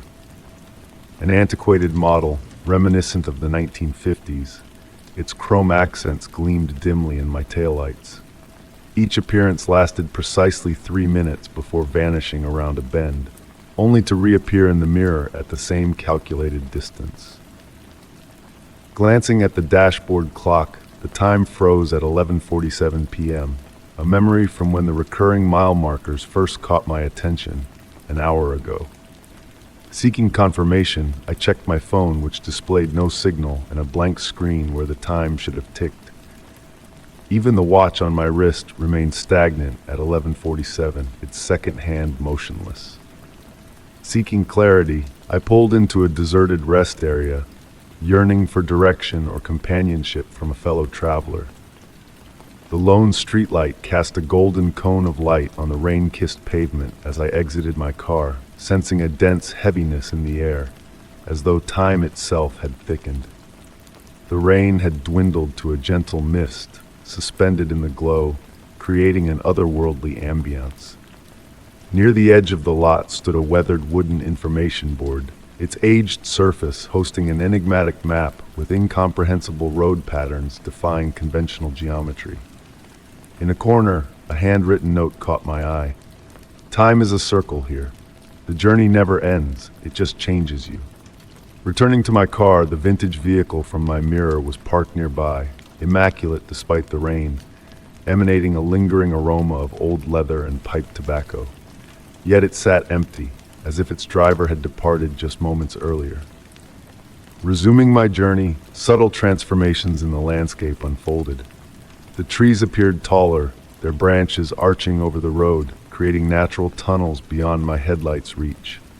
The once distant fog now undulated across the path in lazy undulations, forming fleeting shapes and visages, here and gone in an instant. Successive rest areas mirrored each other, down to the puddle formations on the pavement, each hosting the vintage car parked 3 spaces away, vacant yet imbued with a spectral presence. Days seemed to melt into nights as I traversed this unending road, the time stuck at 11:47 p.m., the fuel gauge stagnant, and the coffee perpetually warm.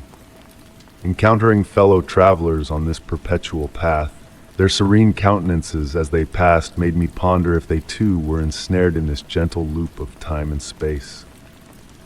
Strangely, the allure of returning to normal roads waned. A peculiar comfort enveloped me in this realm where time lost its grip, where the voyage itself became both destination and purpose. The whispers in the static morphed into a melodic cadence, the fog's transient shapes evolving into familiar entities. I comprehended the note's message about the transformative journey. With each passage of mile marker 47, new revelations unfolded. Unseen tree patterns, nuanced light variations, and fresh melodies in the whispered static. The road remained constant, yet my perception evolved, akin to a melody revealing hidden depths with each replay. Drifting through the eternal night, I pondered if I had stumbled upon a rare gift, a haven where the relentless pursuit of a destination surrendered to the serene tranquility of perpetual wandering. The rain persisted in its gentle tattoo on the windshield, hinting at the imminent arrival of mile marker 47. This time, I anticipated a novel discovery, an obscured truth awaiting my evolved perception. In a realm of infinite beginnings, where the road never ended, each moment held a secret to unveil, a mystery to unravel, and a new self to embrace. So I journeyed forth, enveloped in the serene purr of my engine, the soothing rain, and the hushed murmurs of a road transcending time and space, beckoning with infinite possibilities.